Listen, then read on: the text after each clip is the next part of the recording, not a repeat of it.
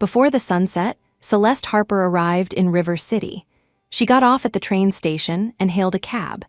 The driver asked her a few questions in a heavy local accent.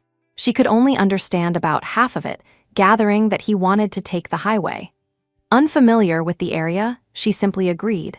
But upon reaching her destination, she seriously suspected she had been ripped off. The distance wasn't far, yet the fare came to $40.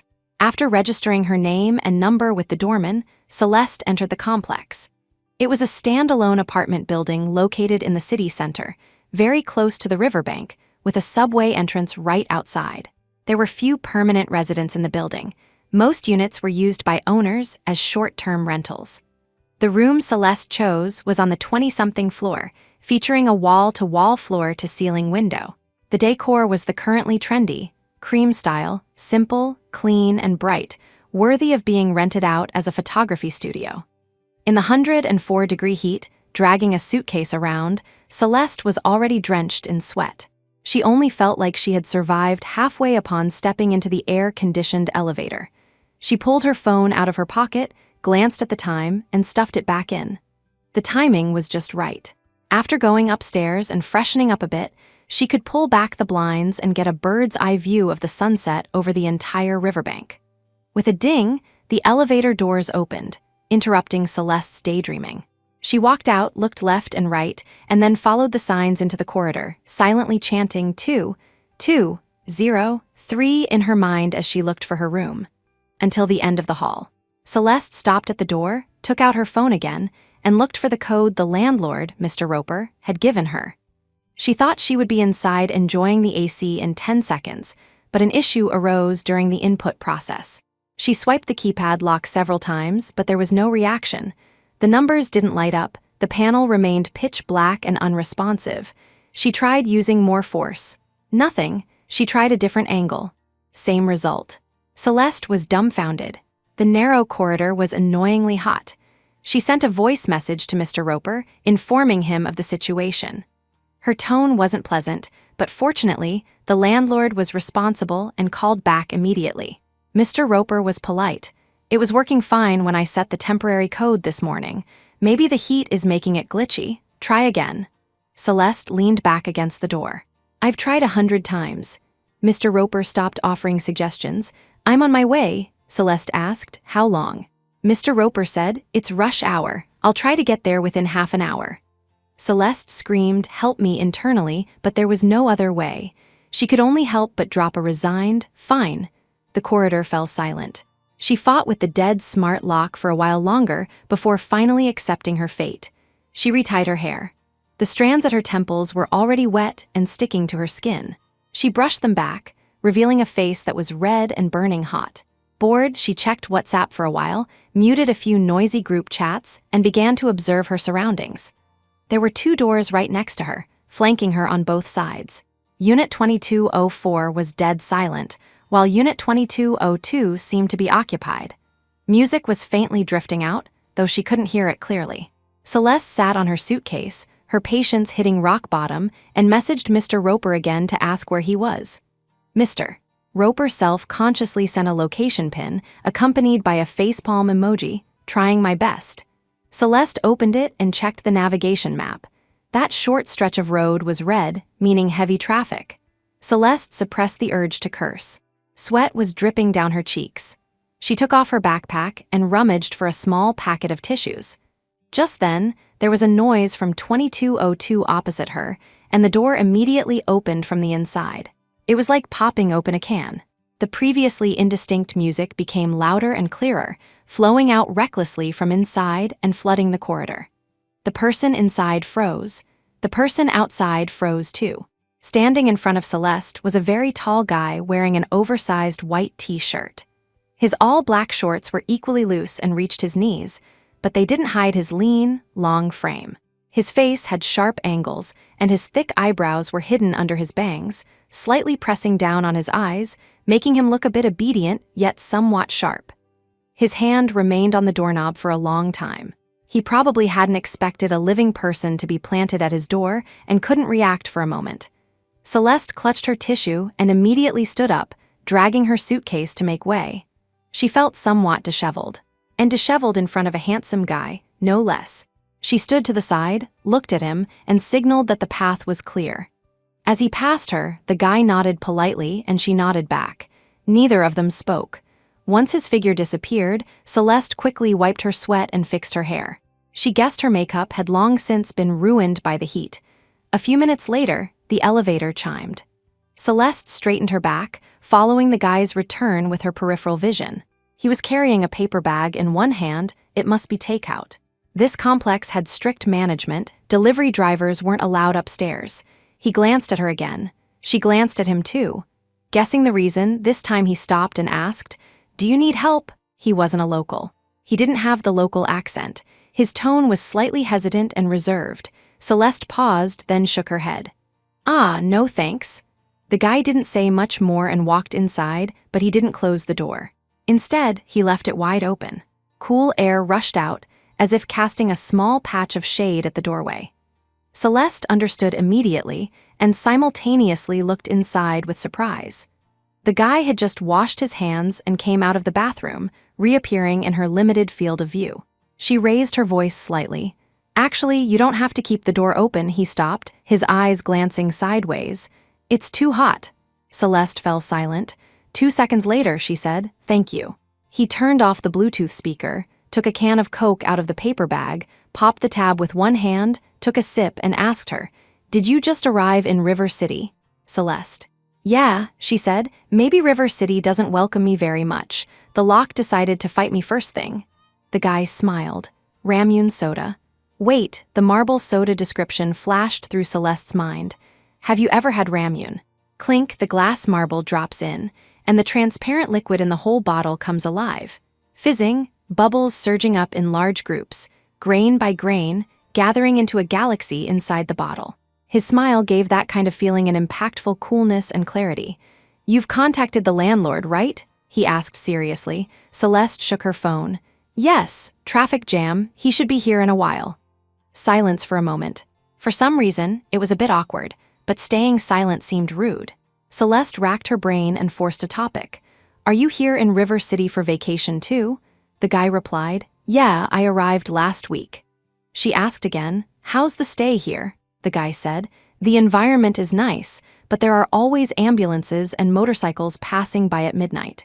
My sleep quality isn't very good." They were separated by some distance, so they both unconsciously raised their voices.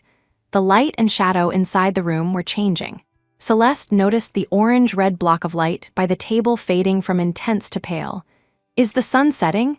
The guy raised his eyes and looked into the distance. "Yeah, it's almost 7. Celeste asked, "Can you really see the entire riverbank from this location?" The guy stood up. "I'll go verify." Celeste was amazed. "You actually don't know," the guy said. "It's too hot. I haven't opened the curtains since I got here." Celeste revealed an expression that screamed, "What a waste of natural resources." He mirrored her with a confused smile. "Why are you looking at me like that?" Celeste didn't explain, only regretting. "I thought I could catch today's riverbank sunset." The guy walked out of her line of sight. "Tomorrow works too, right?" The sound of curtains being pulled back drifted out. Celeste disagreed. "But that's tomorrow's." There was no sound from inside. Just then, Celeste's phone vibrated. It was a local number, her savior, Mr. Roper, arriving fashionably late. He brought a repair technician with him. They quickly identified the reason for the lock failure, replaced the battery, and apologized profusely. Celeste didn't hold it against them. No matter how much regret or resentment she felt, she couldn't chase back that setting sun. The first item on her escape plan had already failed to materialize. She didn't want to make things more unpleasant for herself or others. The door opened smoothly. Celeste didn't rush in. Instead, she poked her head out to look for the neighbor, wanting to say thanks again. The guy noticed, walked over, and simply said it was nothing. Celeste said, "I'll go in then." The guy called out to her. His brow furrowed slightly, as if he was nervous. After a moment, he asked, "Would it be okay to add you on WeChat?" Celeste froze. Mr. Roper suddenly had a look on his face like he was watching a drama. Sure." Celeste felt her heartbeat speed up a little and nodded generously, pretending to be casual. They exchanged contacts. The entrance of the apartment faced the floor-to-ceiling window. As soon as she entered the room, the sky rushed toward her. It was a gradient of pale blue-violet mixed with a bit of rouge pink. Even though she was a step late, the sky kindly retained some residual warmth. Turning on the AC was the top priority. A shower was second. After unpacking, Celeste finally had time to collapse on the sofa and check her messages. A stranger's profile picture jumped to the top. She blinked, realizing this was the friendly guy from next door. After opening it, she was stunned. There was a photo inside. She enlarged it. Celeste didn't move for a long while. Goosebumps. In the photo was the riverbank and skyscrapers bathed in the slanting sun. The image matched all her previous fantasies. Above the steel forest, there was an orange sea with a rose-colored setting sun embedded within it, unspeakably beautiful. He had left a message. "I took a picture of the sunset you missed." Celeste saved this photo to her phone. She had a separately created album in her phone called Real Life. It stored some of her own photography or images seen online, including screenshots of text, movie reviews, tweets, snippets from ebooks she read not categorized, but stuffed messily into a drawer. When she felt stuck, she would lock herself inside, take a time machine, and review the past. She recorded them for only one reason: resonance in the moment. The motivation that allowed her to keep living was maintaining resonance with herself, with others. This was crucial. Celeste replied to 2202 with "thank you" and added, "If you need any help, feel free to ask me." She still didn't know his name, so she could only temporarily use the room number as a title.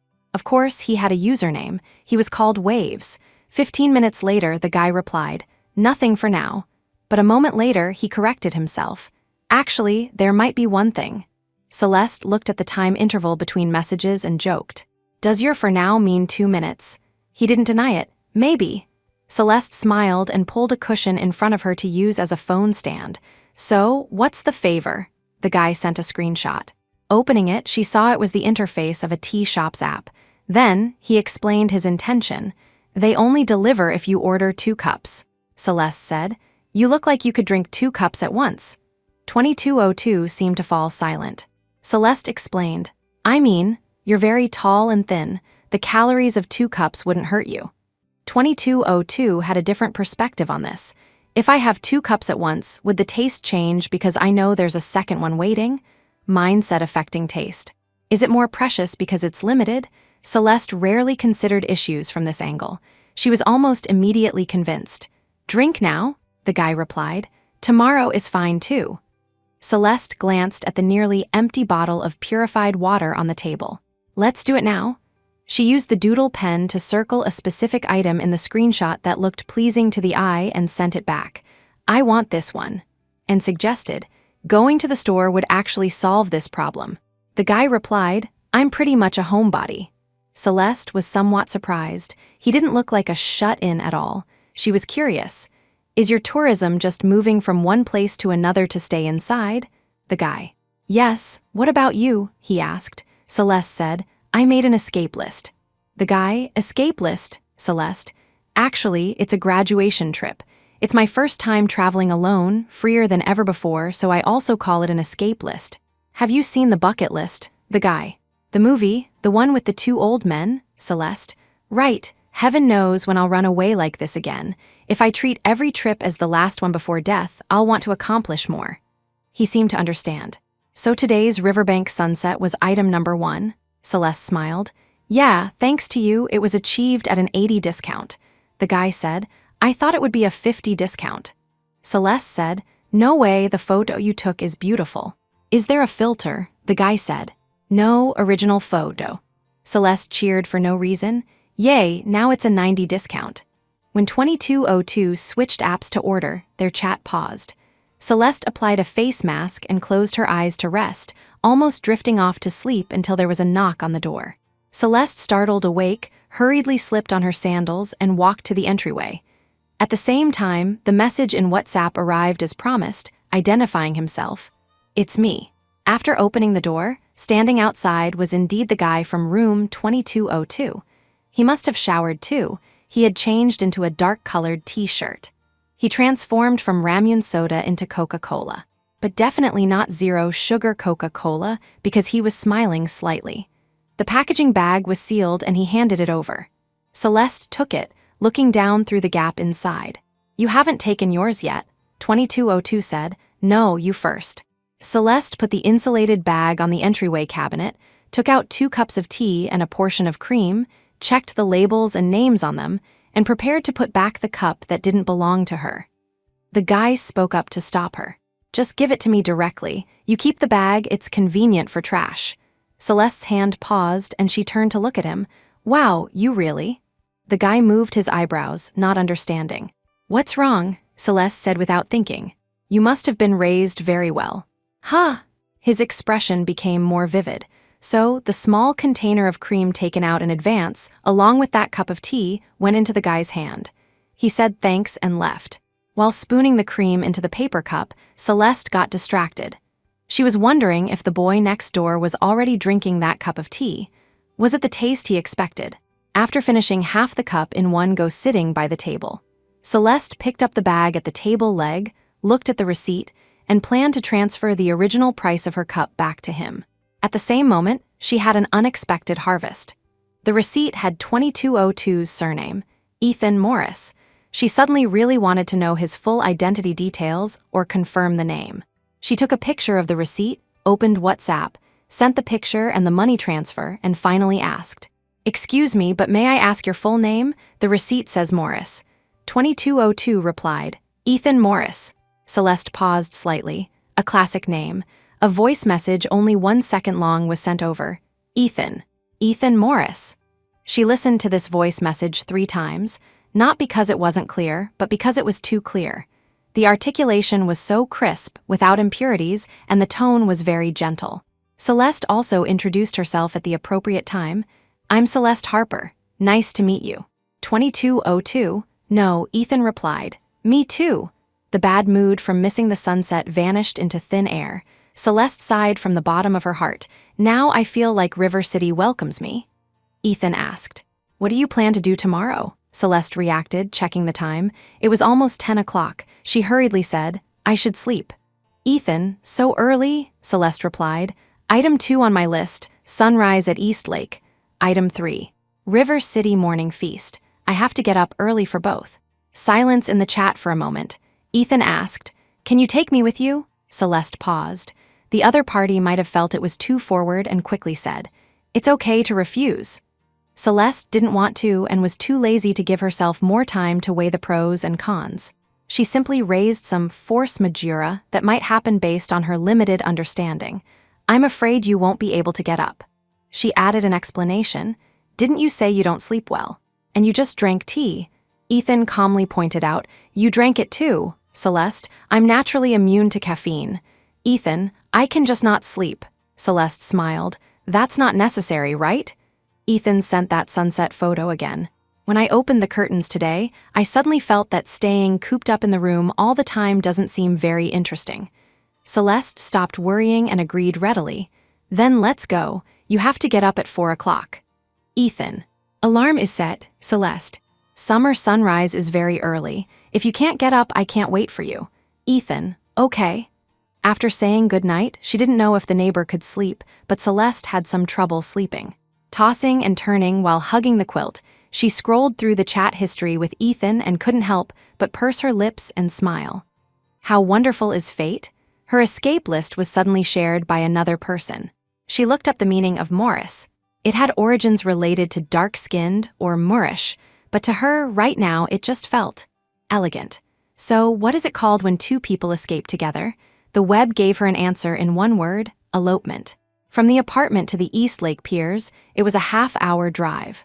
Time was tight, so Celeste kept everything simple, using only lipstick and foundation for makeup. After stuffing tissues and a small portable fan into her bag, she opened WhatsApp and saw Ethan had just messaged her. "Ready?" Celeste immediately replied with 2 words, "Coming out."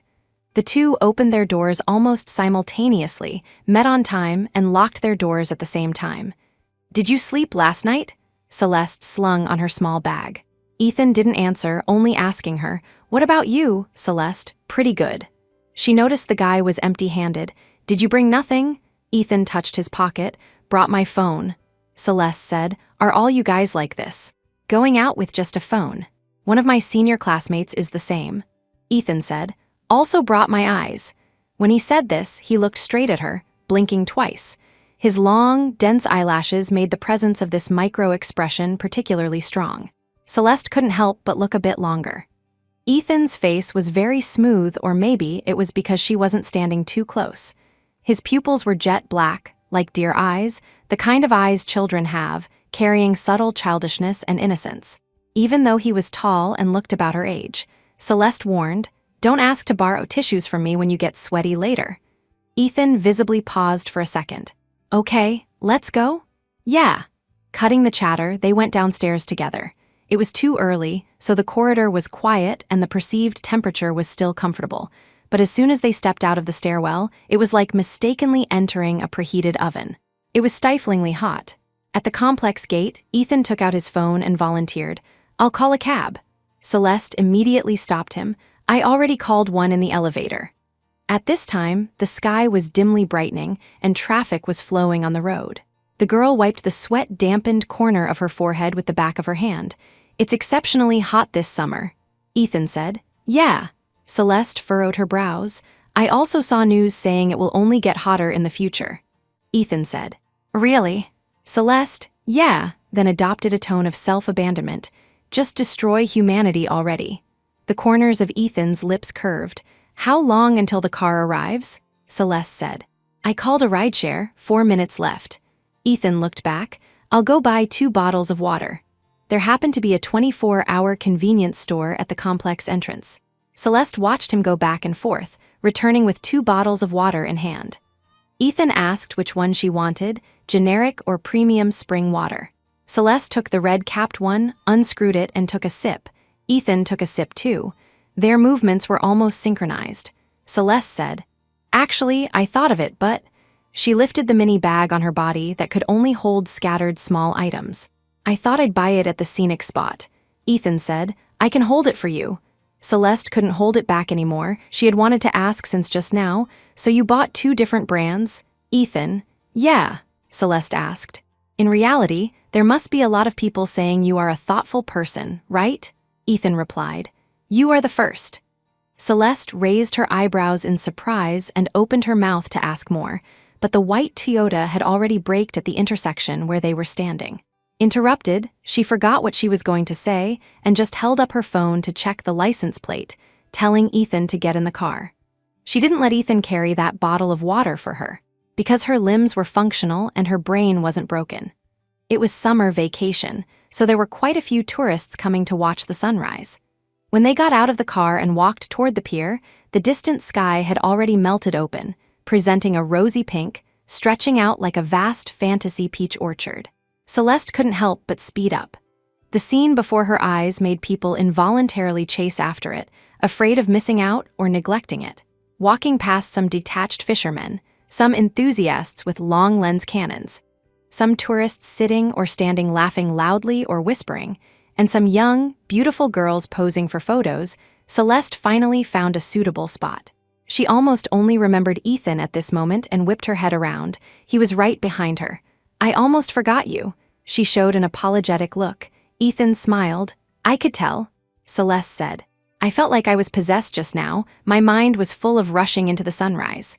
She looked down at the water surface close at hand. The smoky pink lake water rippled, like fine silk, smooth, soft, making one want to dive headfirst into it. "I can understand those people who jump into the lake now." Her peculiar praise made Ethan look sideways. She continued, "East Lake is like a flowing, very comfortable bed right now," and she was in the center. Ethan said, "The bedding is also very beautiful." Celeste raised her voice happily. "Right?" He got it. When the sun rose, that delusion of ending it all dissipated. The water and sky became increasingly intense orange, tangerine red, fiery red, until the round sun peeked out from between the distant mountains, slowly rising, its reflection elongated by the water ripples.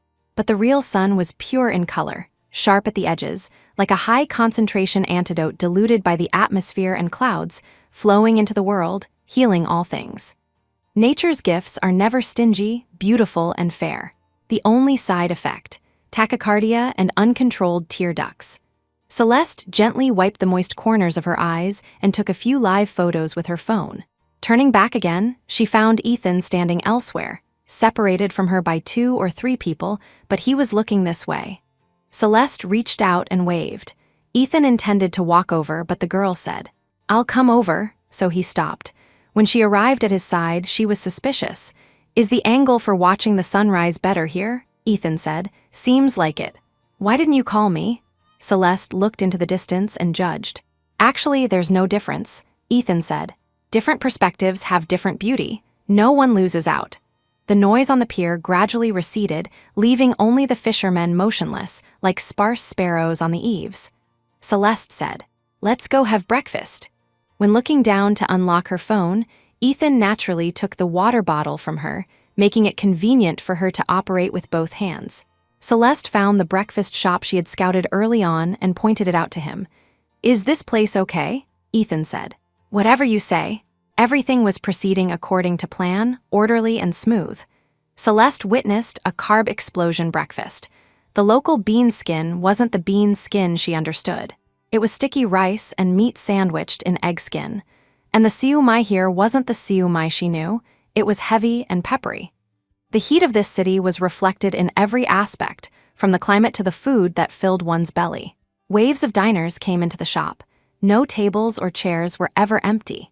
Even for small takeout portions, the boss's greeting remained uniformly enthusiastic. Celeste was so full she couldn't eat another bite, so she shared a bowl of hot, dry noodles with Ethan. When the guy took another pair of chopsticks from the holder to use as serving chopsticks, she suddenly realized that this meticulousness and sense of propriety might be instinctual in his nature. Both encompassed a more realistic term, distance. She also simultaneously realized why she had suddenly turned back to look for Ethan during the most glorious moment of the sunrise, because there was a couple hugging next to her. She needed freedom, but she also needed sharing. She needed solitude, but she also needed intimacy. Once a certain relationship begins, it brings the expectations attached to that relationship. At that important juncture, she hoped Ethan could be by her side. But after all, they had known each other for less than a day. On the way back to the apartment, Celeste watched the traffic outside the window without saying a word. She didn't dwell on this matter, shifting her attention, and subsequently made a new discovery. "Have you noticed? A lot of taxis in River City look like police cars, blue and white color scheme, and the lights on the roof are red and blue," she said. No answer from behind. Celeste turned her head and found that Ethan had already fallen asleep with his head tilted. His bangs softly covered his upper eyelids. He slept soundly, loosely cradling those 2 bottles of water in his arms, as if protecting 2 young animals. She felt relieved in an instant. To be taken along, he had done his absolute best, hadn't he? As Celeste expected, Ethan slept all the way to the destination. The driver turned back to remind them they had arrived before the guy woke up in a daze, subsequently revealing an apologetic look. After getting out of the car, she exposed him without saving face. "You didn't sleep last night, did you?" He admitted it. "Yeah, I didn't sleep," Celeste asked. "Habitual all-nighter?" Ethan said. "Accurately speaking, insomnia has always troubled me." Celeste asked. "Seen a doctor?" Ethan said. "Yes, taking medication, but I didn't last night," Celeste said. "I also had insomnia often when I was studying for grad school. I took something. Zopi what? Zopiclone." He mastered it like a pharmacist. The scorching sun overhead was comparable to being doused in boiling water. The two exchanged sentences, their steps unconsciously quickening. After escaping into the stairwell, Celeste turned on her handheld fan and blew it on herself for a few seconds. Seeing Ethan's temples wet with sweat, she leaned the fan closer and aimed it at him. Her action made him dodge. Celeste stared in surprise. "Hey, what I pulled out isn't a gun." "Sorry," Ethan reacted. Celeste looked away speechlessly, letting the cool breeze return to her face, blowing her bangs. "Celeste," he tentatively called her name. "Celeste," he called her again, changing from tentative to remedial. Celeste turned the fan to max power, the whirring noise drumming against her eardrums. "Celeste." Remedial turned into pleading. Celeste was soft-hearted but acted tough. She sighed inwardly and turned her face back. "I'm not." She worried about not conveying her meaning well. "Actually, you don't have to force yourself. Sometimes people make decisions out of impulse." It doesn't have to be heartfelt, nor does it have to be fulfilled. Comfort in interpersonal relationships comes first. At least that was what she believed. Growing up, her parents promised her many things, her sisters promised her many things, and her ex-boyfriend also promised her many things, but not everyone kept every promise. While talking, the elevator stopped on the first floor. She walked in, and Ethan followed. The inner wall of the elevator car was a reflective surface. Celeste looked at Ethan in the reflection. He had been looking down, observing her. Celeste pinned her hair back with a claw clip. At this moment, he stopped looking at her, his gaze going elsewhere. She curled her lips into a smile, clarifying her attitude. "I'm not angry," Ethan said, "but because of me, you aren't very happy, right?" Celeste didn't deny it. "Right," she emphasized the word slightly. She did have emotions, anyone would. She continued to state, "You were the one who actively asked to participate, but you are also the one who is very guarded." She shook the fan. "I just saw that you were also a bit hot." "My bad," Ethan said. "All right, actually it's nothing." Celeste didn't want to appear petty, although in that moment she felt a trace of frustration. Ethan asked, "Is this okay?" The guy suddenly leaned his head over, very close, right in front of her eyes. Celeste almost stepped back. She suddenly understood his dodge earlier. He said, as if swearing an oath, "If I dodge again, I'm a dog." Celeste didn't know whether to laugh or cry. "You really are a dog puppy." Rather than wanting to be fanned, this posture looked more like wanting a head pat. How could his fluffy black hair have a faint scent even when sweaty? Finally, she laughed out loud. Because of his clumsy and sincere gesture of making amends, she revealed her pearl-like upper teeth. "Get up." Consider it her begging him. Ethan straightened his upper body. Celeste still had lingering fears. "You scared me just now." Ethan apologized again. "I was thinking about how to make up for it to prove I was sincere." Celeste said, "I suggest you go back and get a good sleep, then rejoin my operation tonight. I want to go night riding at the riverbank. It seems we can rent bikes there." Ethan, "Okay." After going back to their respective homes, Celeste hung her bag on the rack and threw herself back onto the sofa. Her heart was thumping. Ethan is so cute. Done for. She thought Ethan was so cute. Any adjective was irrelevant. Beautiful. Handsome, kind, generous, those were just labels stuck colorfully on the other person. Thinking he's cute is truly fatal, because cute isn't concrete. It's transparent, highly soluble, meaning someone has begun to inadvertently permeate one's heart. Celeste took time to calm down and took a nap. Waking up at 5 p.m., she didn't feel hungry, but still ordered coffee and a bagel. Returning from picking up the delivery, she stopped briefly passing room 2202, noting the silence inside. Ethan might not have woken up yet. Celeste sat cross-legged in front of the floor-to-ceiling window to eat and drink, having the sunset for dinner. During this, she dug out the sunset photo Ethan took for comparison, wanting to see what was different. The final conclusion, the image was similar but not the same. At 7 o'clock, the guy's message arrived on time. "Going now." Celeste replied with 2 words, "Setting off." Going out, she happened to run into Ethan. He was closing his door. Celeste hurriedly called out to him and handed over the paper bag in her hand. "I bought an extra bagel for you." Ethan paused, then took it. Celeste said, "You definitely haven't eaten yet." Ethan didn't avoid answering like in the morning. "Yeah," Celeste said, "nibble on the way. But it's cold now, the texture will be discounted." The word nibble in her sentence was amusing. Ethan curved his eyes. "Thanks." Walking out of the stairwell, the slanting sun was gone and twilight closed in from all sides. Ethan began to unwrap the bagel. The bag rustled. Celeste listened and secretly raised the corners of her lips. Why was she smiling? She didn't know either. Since the lodging was very close to the riverbank, they walked the whole way, neither fast nor slow. Along the way, Ethan finished the bagel. His eating process was very quiet. He didn't initiate conversation, and no chewing sounds could be heard. Unable to find a trash can for a while, he folded the wrapper several times and put it in his loose pocket. Thus they walked to the riverbank. The temperature in the city at night was still high. The riverbank, under power restrictions, lacked its usual brilliance, but there were many people enjoying the breeze and strolling. They scattered lively on the docks, among the reeds, and in the night wind. Ferries moved on the river, and in the water were reflections of skyscrapers and bridges, shimmering and sparkling. In the distance, tiny figures jogged along the riverbank, and couples walked slowly in pairs, like dynamic sand paintings.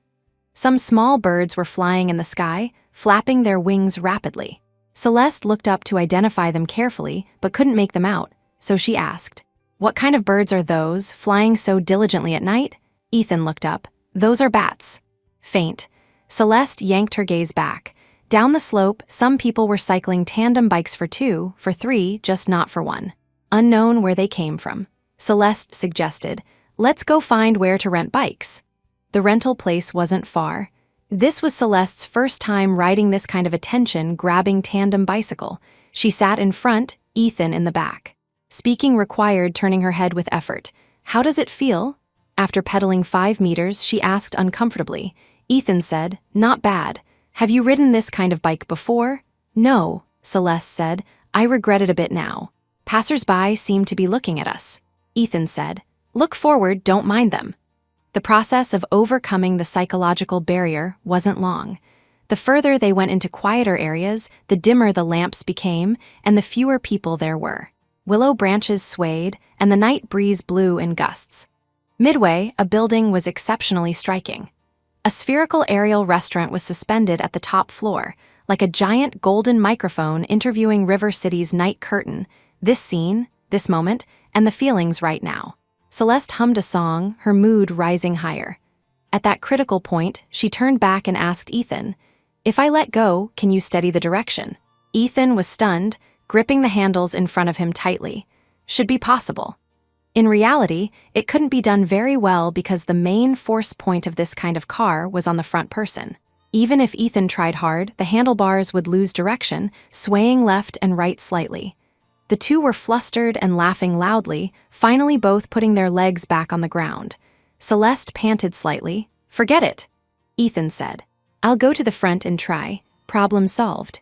Celeste, having switched to the back row, didn't need to pedal hard anymore, letting Ethan carry her to pick up speed. She opened her arms safely, indulging in being embraced by the wind woe she screamed inwardly. Her t-shirt puffed up. She was about to take off, turning into a white balloon, floating to the river surface, floating into the river water, floating in the humid and boundless summer night of River City. This dreamlike feeling lasted until the return trip upstairs. After stepping out of the elevator, the surroundings suddenly darkened. Celeste looked around strangely. "Why is it so dark?" Ethan coughed heavily. No change in the environment, so he judged. "Seems the motion sensor light in the corridor is broken. Is this complex falling apart or what?" Celeste turned on her phone flashlight, exploring the way while complaining with disdain. "The lock broke, the sensor light broke. Is there anything that isn't broken?" Ethan followed her, the corners of his lips hooking up slightly. For a second, he subconsciously wanted to add us, but he restrained himself and didn't speak. He gazed at the girl straight ahead. Light haloed around her. This night, he witnessed her soar, then turn back into a white dove folding its wings. Ethan's pace slowed, creating distance from her. Celeste sensed it and suddenly turned around, raising her phone high to blind him with the strong light. The guy stopped immediately, raising a hand to block his eyes. Realizing why she did this, he lowered his face slightly and smiled embarrassedly. Celeste lowered the phone. Only then did he raise his head from the boundary of light and dark. History repeated itself. Ethan was startled again, because she put the white flashlight beam under her chin, playing a ghost, death ray, death stare. "Don't be like that." Ethan smiled helplessly, his smile widening as he walked closer quickly. "I wanted to ask during the day, why are you always far away from me? Looking at the sunrise in the morning was like this, coming back at night is still like this." Celeste returned to normal, looking down at herself, even sniffing her arm. "Do I have venom on me?" Ethan said. "No, it's because I also want to see you in the picture." He had to explain this misunderstanding seriously. The corridor became quiet again. The guy's words were a bit vague enough to make one's heart itch. On the walk to the room, Celeste didn't respond anymore. The light circle of the flashlight ahead also became unusually stable. After saying goodbye outside the door, the two stood silently. Neither unlocked their doors first. Both seemed to be waiting for the other. Stalemate, and a bit sticky like two fish in a murky tank inexplicably lacking oxygen. Celeste urged, "Open the door." Ethan didn't move. "You first." Celeste turned to the door, beep, beep, beep, pressed a few numbers, then gave up and turned back, taking a deep breath. "Do you want to hug me?" she asked. Ethan's eyes widened a circle. No reason. Celeste couldn't explain the reason. She only knew she was very happy and very annoyed, holding back a big move because of Ethan's distance radiating 24/7, yet what he just said was so ambiguous. She almost believed it. Fragment by Bayan Jilin was happening to her, and it was hard to forget the unexpressed feelings at sunrise. The second after blurting out the impulsive question, Celeste regretted it and became flustered. One item on my list is to hug a stranger. This was true, but now it was becoming a false step and a cover. Celeste could feel her vocal cords trembling. I just suddenly felt that temporarily changing it to hug Ethan seems not bad, although you aren't exactly a stranger so. Her unfinished words got stuck there, because the guy stepped forward without thinking and embraced her. God, she thought riding by the river was weightless enough, but right now was even more so. The river breeze was wind, fluid, but Ethan was fireworks. This feeling of the heart exploding violently only those who experienced it would understand. Hot. Ethan's body was very hot. Celeste felt it so genuinely. On the hottest night in history, his arms, his chest, and his breath by her ear. She sank into it from the outside in. Skin affection reached its peak in seconds. Celeste couldn't help but wrap her arms around Ethan. The ball of light from the phone gradually shrank, finally pressing against his spine. The surroundings went completely dark, leaving only their rising and falling breaths. Ethan tightened his arms even more forcefully. The nature of the hug changed right then. In the darkness, they simultaneously redefined a moment. A moment became scorching and long. Did the two people's body temperatures add up to 180 degrees? After returning to the apartment, Celeste completely forgot how they let go of each other and how she opened the door. She only knew she had to stop in the entryway for a while. The world was chaotic, her heart beating as if it could break out of her body at any time. Her legs were numb, she could barely walk. Like tea and wine, there was an aftertaste she was still savoring. She stood foolishly inside the door for a full minute. Exhaling, Celeste took out her phone and messaged Ethan. "Thanks, did you go back?" Deceiving herself. "Thanks for what?" "Thanks for hugging her." Wish granted, another item crossed off the list. Sent. A WhatsApp notification sound rang outside the door, falling into the silent corridor, unusually clear. Celeste pressed her lips together and snickered. He was still there, hadn't gone back yet. Caught him, but he replied immediately. Almost, he didn't lie to her. She pressed against the door panel to listen to the movement outside, hearing him unlock and very lightly close the door. Celeste's lips were hard to reset. She changed into slippers and walked toward the sofa while teasing him on WhatsApp. "Did you not go back?" Ethan, however, was blunt and honest. "I stood outside the door for a while." Celeste collapsed laughing into the sofa. "Standing there for what?" Ethan said. "Thinking about the hug just now." He added, "With you." Celeste nearly rolled off onto the floor. Is he a straight shooter, or a high-level player pretending to be a straight shooter? Celeste began to do reading comprehension because of his thought-provoking inverted sentence structure. The hug in her, or the hug with her. The words used looked the same, but the meanings were vastly different. This meant whether she was an attachment or the subject in his heart. She asked dryly, "Are you thinking about the hug with me, or me and the hug?" Ethan seemed confused. "What's the difference?" Celeste said. "Chicken and egg. Was there a hug because of me, or me because of the hug?"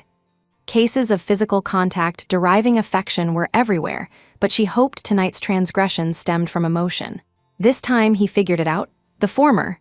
Celeste was satisfied. She got the answer she wanted. She was the cause. What about herself? How did she view Ethan? When she wanted to hug him, was it because she was facing him, or because she urgently needed a hug? Celeste took this question to the shower. Lying back in bed refreshed, she turned on the projector, found a high-rated movie as background noise, and then found that Ethan had sent her a new message.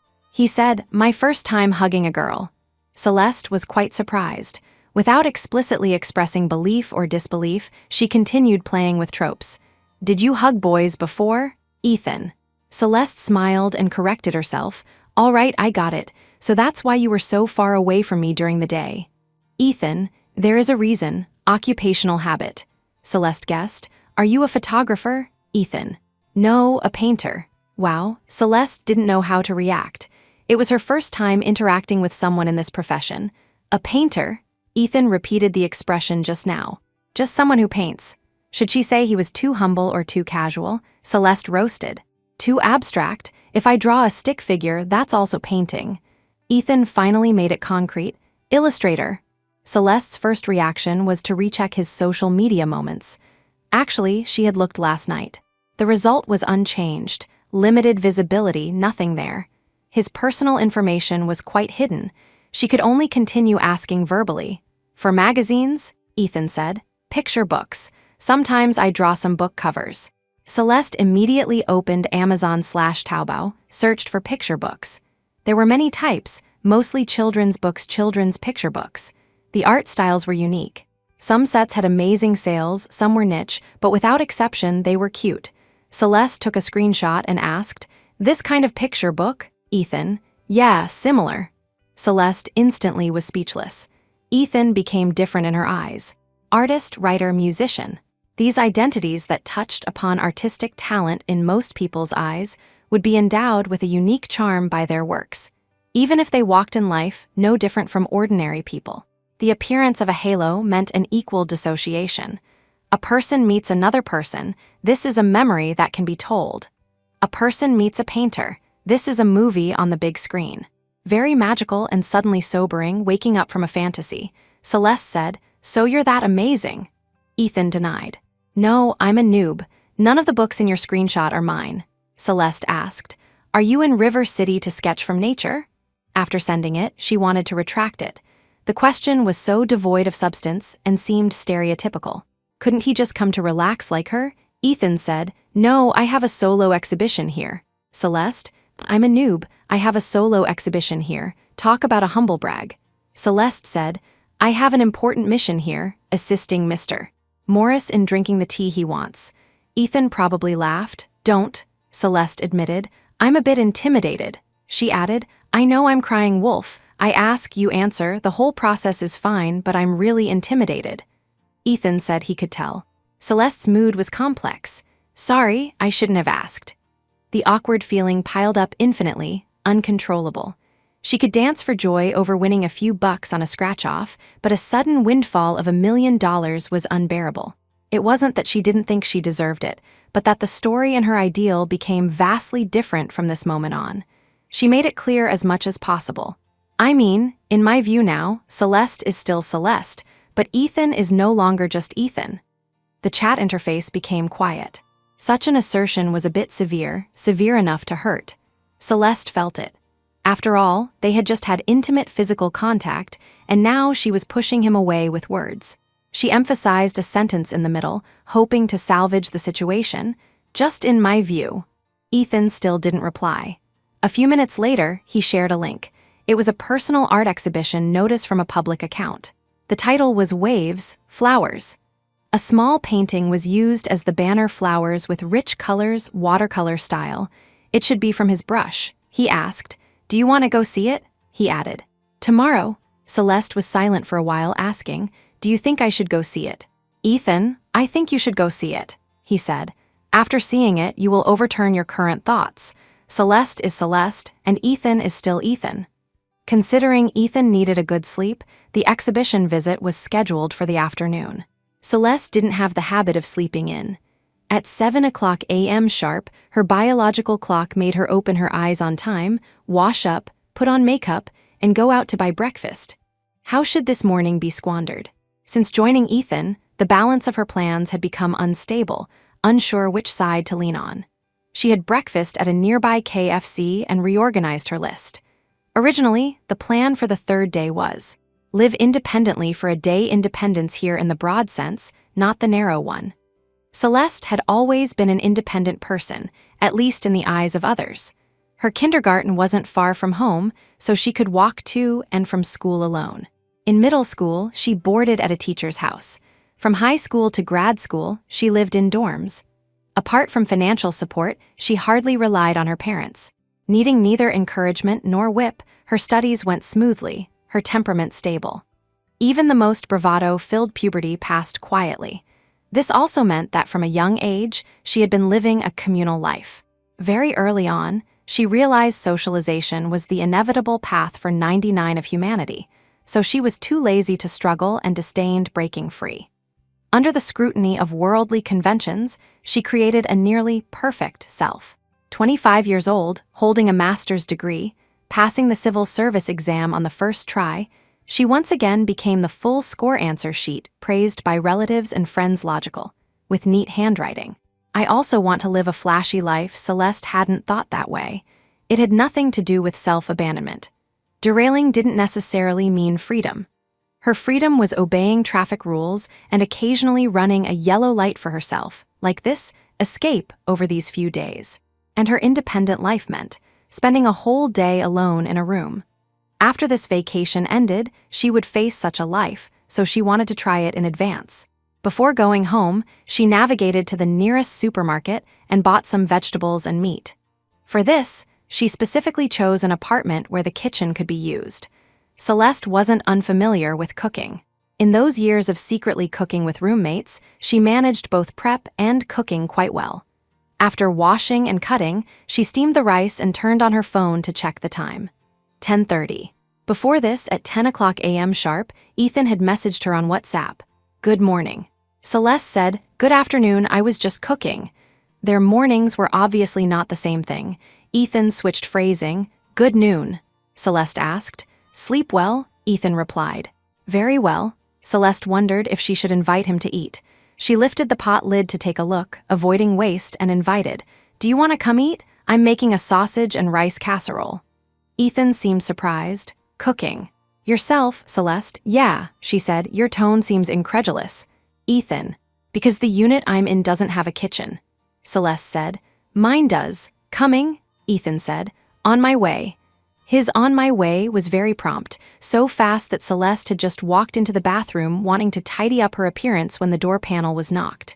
Her hand-raising motion had to hang in midair, and finally, she quickly flashed away from the mirror. Along the way, she brushed her bangs aside and took a deep breath. When opening the door, she was sure she was ready to face the brand-new Ethan, but the guy hadn't changed at all. Still that fresh look, clean loose t-shirt and cargo shorts, revealing lean calves, dense fluffy hair. He looked very male classmate, not artist at all. He also brought 2 cans of fruit beer, which looked like they had just been taken out of the fridge, covered with a layer of white mist. Celeste hadn't expected this at all. Hi, Celeste greeted him. Ethan asked. Do I need to change shoes? Celeste said. No need. Their eyes dodged a bit because of that inseparable hug last night and the accidentally revealed identity. The abrupt note appearing in the harmony continued until now. Celeste let him in. Come in. Where to sit? She looked around, panicking for no reason. Sofa, table, please make yourself at home. Ethan didn't sit down. Celeste, having just walked back to the kitchen counter, looked at him. Sit down, Ethan said. It's very bright in here, Celeste said. Isn't yours bright? If she guessed correctly, their floor plans and lighting should be about the same. She suddenly remembered the first evening again and pointed to the floor-to-ceiling window. Need me to close it? Ethan shook his head. No need. Because of the heat. No, because... Ethan thought for a few seconds. The summer sun is too strong. Celeste smiled. Do you have vampire blood? Ethan played along. Maybe a little. Celeste walked over and pulled the blinds halfway down. The light inside turned from clear brightness to grayish white. Is this better? Ethan said. Don't mind me, my adaptability is okay. Celeste said. But you were frowning just now. The guy's brow completely relaxed only then. Was I? He was completely unaware. Celeste. Yes, just a little bit, not obvious. Ethan raised his hand and pressed the center of his brows with the back of his hand. Sorry, Celeste comforted. It's normal for artists to have a little quirk. Celeste. When speechless, he seemed to like calling her name. Celeste said and accepted it with a smile. Don't call me that. Ethan smiled and touched the back of his neck. He was uncomfortable all over. It's weird. Celeste spread her hands, but I'm not the first to call you that. Yesterday's article also called you that. Ethan said. But when you say it, it becomes weird. Why? This time it was Celeste who didn't understand. Ethan curved his lips. Ethan's little quirk. Celeste laughed out loud. Fine, you win. Using his own method against him, she surrendered, genuinely convinced. When the rice was ready, Ethan actively helped Celeste carry the pot. She followed behind, mentally tense the whole time, until the sapphire blue cast iron pot landed steadily in the center of the table. Not wanting to use the shared tableware in the airbnb, Celeste bought a stack of paper cups and a bag of bamboo chopsticks. She separated them, scalded them, and mixed the rice thoroughly. The fresh, savory sauce coated every grain of long rice. With cured meat mixed in, the aroma was overflowing. Celeste filled Ethan's bowl, that cup to the brim, and handed it to him. "Make do with this. It looks even more casual than a street food stall." Ethan took it and opened the beers for both of them. "Smells great." He pushed a can to Celeste. Celeste quickly took a sip. "Wow, ice cold is comforting." Looking up, she found Ethan's hand holding the beer paused in midair. He looked at her. Everything was understood without words. Celeste reacted, laughed, raised her can, and clinked it against his. "Cheers." The guy was finally satisfied and took a sip too. When he truly started eating, Celeste observed his expression carefully. Confirming nothing was strange, she asked. "Is it good?" Ethan said. "Very tasty." Celeste also shoveled a mouthful into her mouth. "Yeah, not bad." Disposable chopsticks, disposable paper cups, disposable beer, a disposable lunch. But because two people shared it, disposable became once in a lifetime, becoming precious and meaningful. They chatted occasionally and slowly finished the whole pot. Celeste was stuffed, slouching in her chair, asking, "Have you ever lived alone?" Ethan looked at her. "I've always lived alone." "Celeste, since when?" Ethan said. "After going abroad." Celeste remembered the Ripon Academy of Fine Arts in his profile. "Russia?" Ethan, "Yeah." "Seen bears?" She showed a look of longing. Ethan smiled. "I haven't," Celeste said. "That's a pity. You can see them in the zoo, but not the kind passing by your window." Ethan looked at her intently. Celeste right now was like a princess full of whimsical ideas, living in a castle towering into the clouds, combing her long hair out of boredom. Celeste lowered her eyes. "I've almost never lived alone," Ethan said. "Isn't it good to always have company?" Celeste said. "It is good, but I can't relax." "Not even in your own home?" "No." Ethan again. "Are you relaxed now?" Celeste replied truthfully. "Not relaxed. I want to wash the pot immediately because we have to go out in the afternoon." Ethan looked at the time on his phone, then at the sofa. "Go sit on the sofa for a bit." Celeste scratched her head. "Don't mention it. Now I really want to wash dishes." The messy tabletop looked like a face with distorted features, grimacing at her. She just wanted to put everything back in place. Ethan said, "I'll do it in a while." Celeste. "You sure?" Ethan stared at her, as if objecting to the doubt she raised. "I'm sure," he answered affirmatively. He added, "You haven't stopped since I came in." Celeste hadn't realized. "Really?" "Yes," Ethan's eyes were certain. "Rest a bit." Under the guy's calm spell, Celeste grabbed the remaining half can of beer and sank into the sofa. Ethan sat over too, neither close nor far, separated by about the distance of a cushion. Celeste sipped the fruity beer and turned her head sideways. "Just sitting?" Ethan noticed the plastic bag on the coffee table containing a lot of pistachios or something similar, maybe fresh lotus seeds that were in season. Green, tender, small and round, he asked where she got them. "Celeste. I bought them on the way back this morning." She grabbed a handful for him to taste. Ethan peeled one, handed it to her, then peeled one for himself. The shell remained in his hand. Celeste said, "Just put it on the table for now." Ethan, however, straightened up to search for the trash can. It wasn't far on the other side of the coffee table. Like throwing a ball, he tossed the shell in an arc, hitting the basket perfectly. Celeste laughed, looking like he was hopeless. "Guys are all like this." Ethan gave her one. "Try." Celeste leaned there lazily, threw it carelessly, missed, and let out a regretful ah. Ethan tried again, still accurate. 3 points. Celeste was unconvinced, sat up straight, and rubbed her hands together. The competition began. A whole bag of seeds was practically demolished by them, and the floor completely devolved into a shell galaxy. Towards the end, they forgot to keep score, enjoying this impromptu little game tirelessly. When time was up, Ethan got up to wash the dishes, and Celeste was responsible for cleaning up the mess. While gathering the failures on the floor into the trash can one by one, she suddenly realized this afternoon was completely wasted too. She turned to look at the back standing in front of the sink, opening her mouth to say, "I actually spent a whole noon throwing shells with you." In the end, she didn't. She just lowered her head and smiled for a long time. Time felt stolen. She was very relaxed right now. Before this noon, Ethan wasn't the first person to say Celeste couldn't stop. Her mother had said, "Celeste, why are you still doing practice problems and not sleeping?" Her roommate had also said, "Help, you're going to the library again. Take a day off." On the way to the art exhibition, Celeste chatted with Ethan about past events, such as her painting experience that ended without a result, attempting to prove she wasn't that intense and also had the leisure to dabble in extracurricular hobbies. "I signed up for an online watercolor class during grad school. Seemed like I learned something, but later it basically wasn't put to use. Maybe its existence was just for stress relief." Ethan seemed very interested. "What kind of watercolor class?" Celeste opened the course app from that time and found the course, some simple ink and wash. She showed him her homework from the back end. "I drew this." "Very nice." Ethan's praise sounded sincere.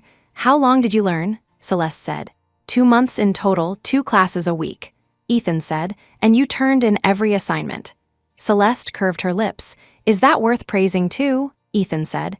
"Being able to complete tasks on time is amazing to me." Celeste turned off her phone. "Have you ever taught a class?" Ethan shook his head. "No, I'm not suitable to be a teacher, nor am I the type to plan things," Celeste said, "but you can still pull off a solo exhibition." Ethan said, "Because there's a dedicated curator. I just supply the paintings."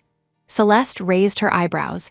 "Don't you need to attend some opening ceremony, like a movie premiere or ribbon cutting?" Ethan said. "I refused." Celeste paused, then said, "I'm quite curious. What does a life without planning look like? Doesn't it lack a sense of security?" Ethan said. "No," Celeste guessed bluntly. "Your family background must be pretty good, right?" Ethan nodded. "I knew it." Celeste turned to look out the window. "Actually, my family is okay too. My parents both have incomes and hardly put pressure on me, but for some reason, the less they ask of me, the higher I demand of myself." A track with no visible end. One can only keep running, keep running. Stopping becomes a mistake, allowing others to overtake.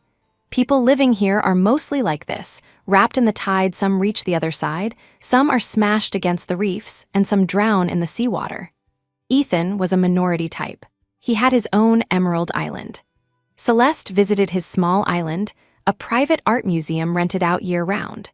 The all-white design looked like a minimalist holy shrine, and his works were the treasures worshipped inside. The sign at the entrance read, "Waves, Flowers," and the background was still that flower bush she saw last night. After getting the ticket and the complimentary postcard, Celeste looked at the name on it. "Does Waves refer to you?" Waves, his pen name, and also his social media handle. Waves, surging people or things. Ethan said, "Yeah." Celeste flipped the postcard to the other side. "Why didn't you use your real name? Your original name is nice too." Ethan said, "I've never used my real name. My Instagram is also this name." He added, "I have no name in this country."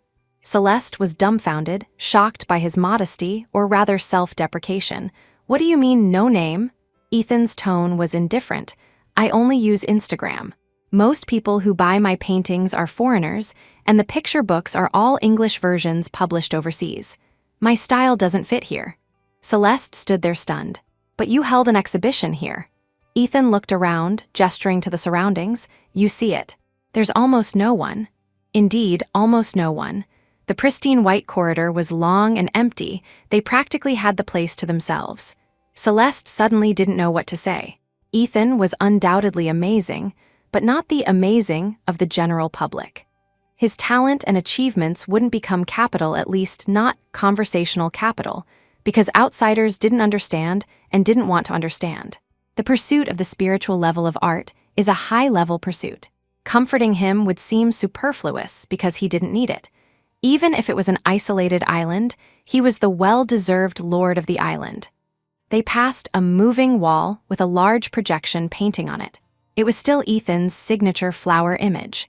The flowers swayed gently, as if blown by a small breeze. Ethan's brushstrokes were bold and scribble-like, but the colors used were comfortable and clear. Different color blocks matched together without being abrupt, pleasing to the eye. He had completed a watercolor version of Monet's Pond. "Look, your painting is moving." Celeste stopped in front of them, observing those flowers that seemed to come alive up close. Ethan stopped too. "Yeah, I made them into an animation." "Celeste, you made it?" Ethan seemed to miss the point of her surprise. "Suggestion from the curator. He said we needed an eye-catching opening suitable for visitors to check in and take photos." Celeste hesitated. Ethan noticed. "Do you want to take a photo? I can help." Celeste stopped hiding it. This country bumpkin's first time at an art exhibition. She looked back, "Especially since your paintings are very beautiful." Ethan immediately took her phone and stood some distance away. "Is this position okay?" he asked. "Can you go a bit further back?" Celeste looked at the camera lens and pointed behind her. "I want to capture the whole painting if possible." Ethan walked away a bit more, readjusting the angle. He nodded to indicate it was okay. After getting the photo, Celeste said thanks. Ethan said you're welcome. Celeste mocked herself. "We really are so polite and courteous." Ethan agreed. Celeste said, "I decided to retract the thanks. This is what friends should do." Ethan's smile deepened a few degrees. Walking past the animation wall and passing through a towering white arch, the interior environment of the art gallery became increasingly open. Ethan's real paintings were housed here. "There are people," Celeste said. Yes, there were people, though not many, a couple and two young girls. They were either taking pictures or whispering. The entire exhibition hall was quiet and ethereal. Only Ethan's paintings were alive, blooming. The theme of the exhibition was flowers, and indeed he painted many flowers. Celeste had seen flowers by masters before, like Van Gogh's world-famous irises and sunflowers' intense colors, firm strokes. But Ethan's flowers leaned towards cold, thin, with a gauze-like quality. The light and shadow were superb, the visual perception akin to nebulae or moon halos. Detached, light, meticulous, and of course, comfortable. Ethan was right. He was just him. His paintings were merely a component of him, not a halo or an attachment. The entire viewing process didn't take long. In less than 2 hours, they finished a lap. Celeste took many photos and regretted not bringing a DSLR. The phone lens severely hindered Ethan's color expression. A small episode occurred midway. The curator wandering in the exhibition hall recognized Ethan. He walked closer to confirm, then denounced. "You brat, sneaking over here." Ethan smiled slightly. The man cracked some jokes. "I asked you to come and you said you were too lazy, but you're full of motivation bringing a girl." Celeste could only smile along. His friend was a huge social butterfly, continuing to tease, asking if she wanted to buy one. Ethan good-naturedly stopped him. Celeste said, "Sure." The friend shrugged annoyingly. Too bad they were snatched up by buyers on the first day. Celeste gave a half smile. "You're actually here to brag, aren't you?" The friend was surprised by her directness, and that there was someone even more direct than the straight shooter. "No way, I'm here to help Ethan." Both fell silent because there was meaning in his words. Ethan declined his friend's dinner invitation and deported him well from the two-person realm of him and Celeste. They didn't take a taxi back. Instead, they took the subway to the apartment. There weren't many people on this train. Both had seats and sat side by side. Celeste still remembered what the man just said and asked curiously, "Where are your paintings usually sold?" Ethan asked. "Before or this time?" Celeste. "Is there a difference between before and this time?" Ethan said. "Previous exhibitions were abroad, all sold on site. This time the partner has a dedicated mini program. Search for that art gallery's name." Celeste quickly found it. The gallery's interface was quite high class. The opening screen was the announcement for Ethan's exhibition. His paintings were displayed like products inside. The add-to-cart options were all grayed out, showing sold out. Looking at the prices again, ranging from $8,000 to $20,000. Celeste closed it. Forget it, she had the photo version. Celeste scrolled through the photos on her phone, admiring the spoils of a mortal. Her thumb paused on the photo Ethan took of her. People who can draw seem to have an innate high aesthetic.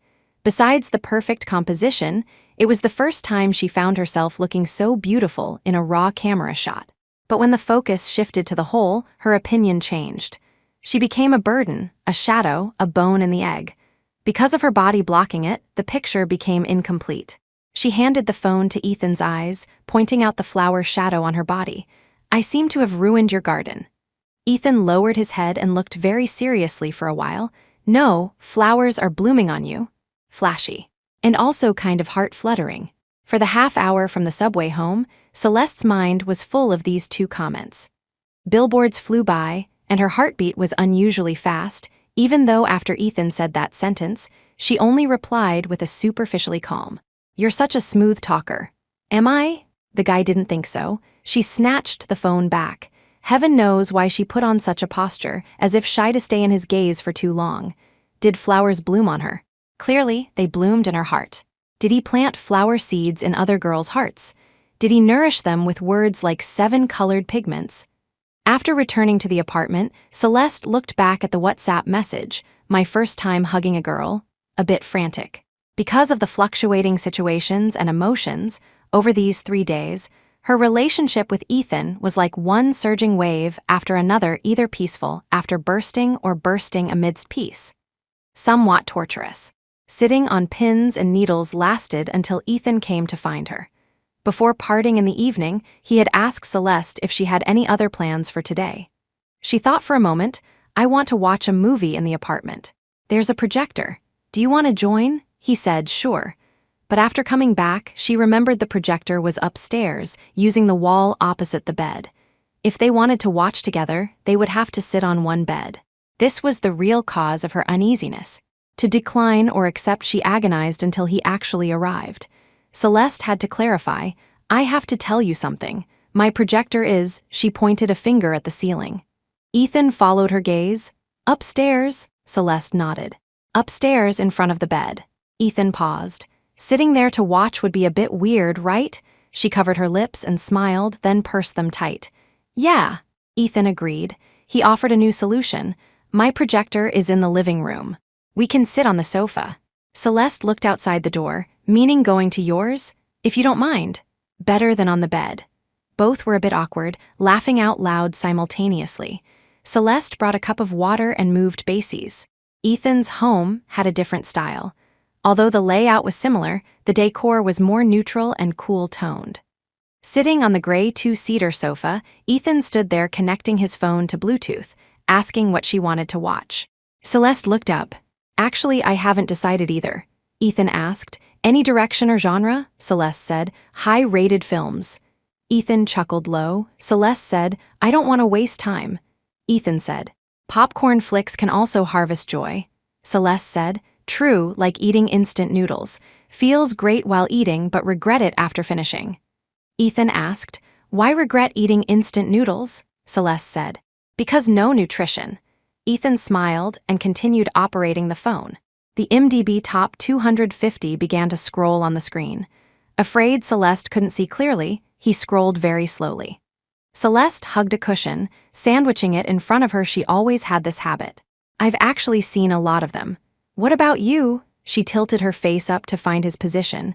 Ethan looked back. "I've seen almost all of them," Celeste said. "Then the choice has to be handed over to me."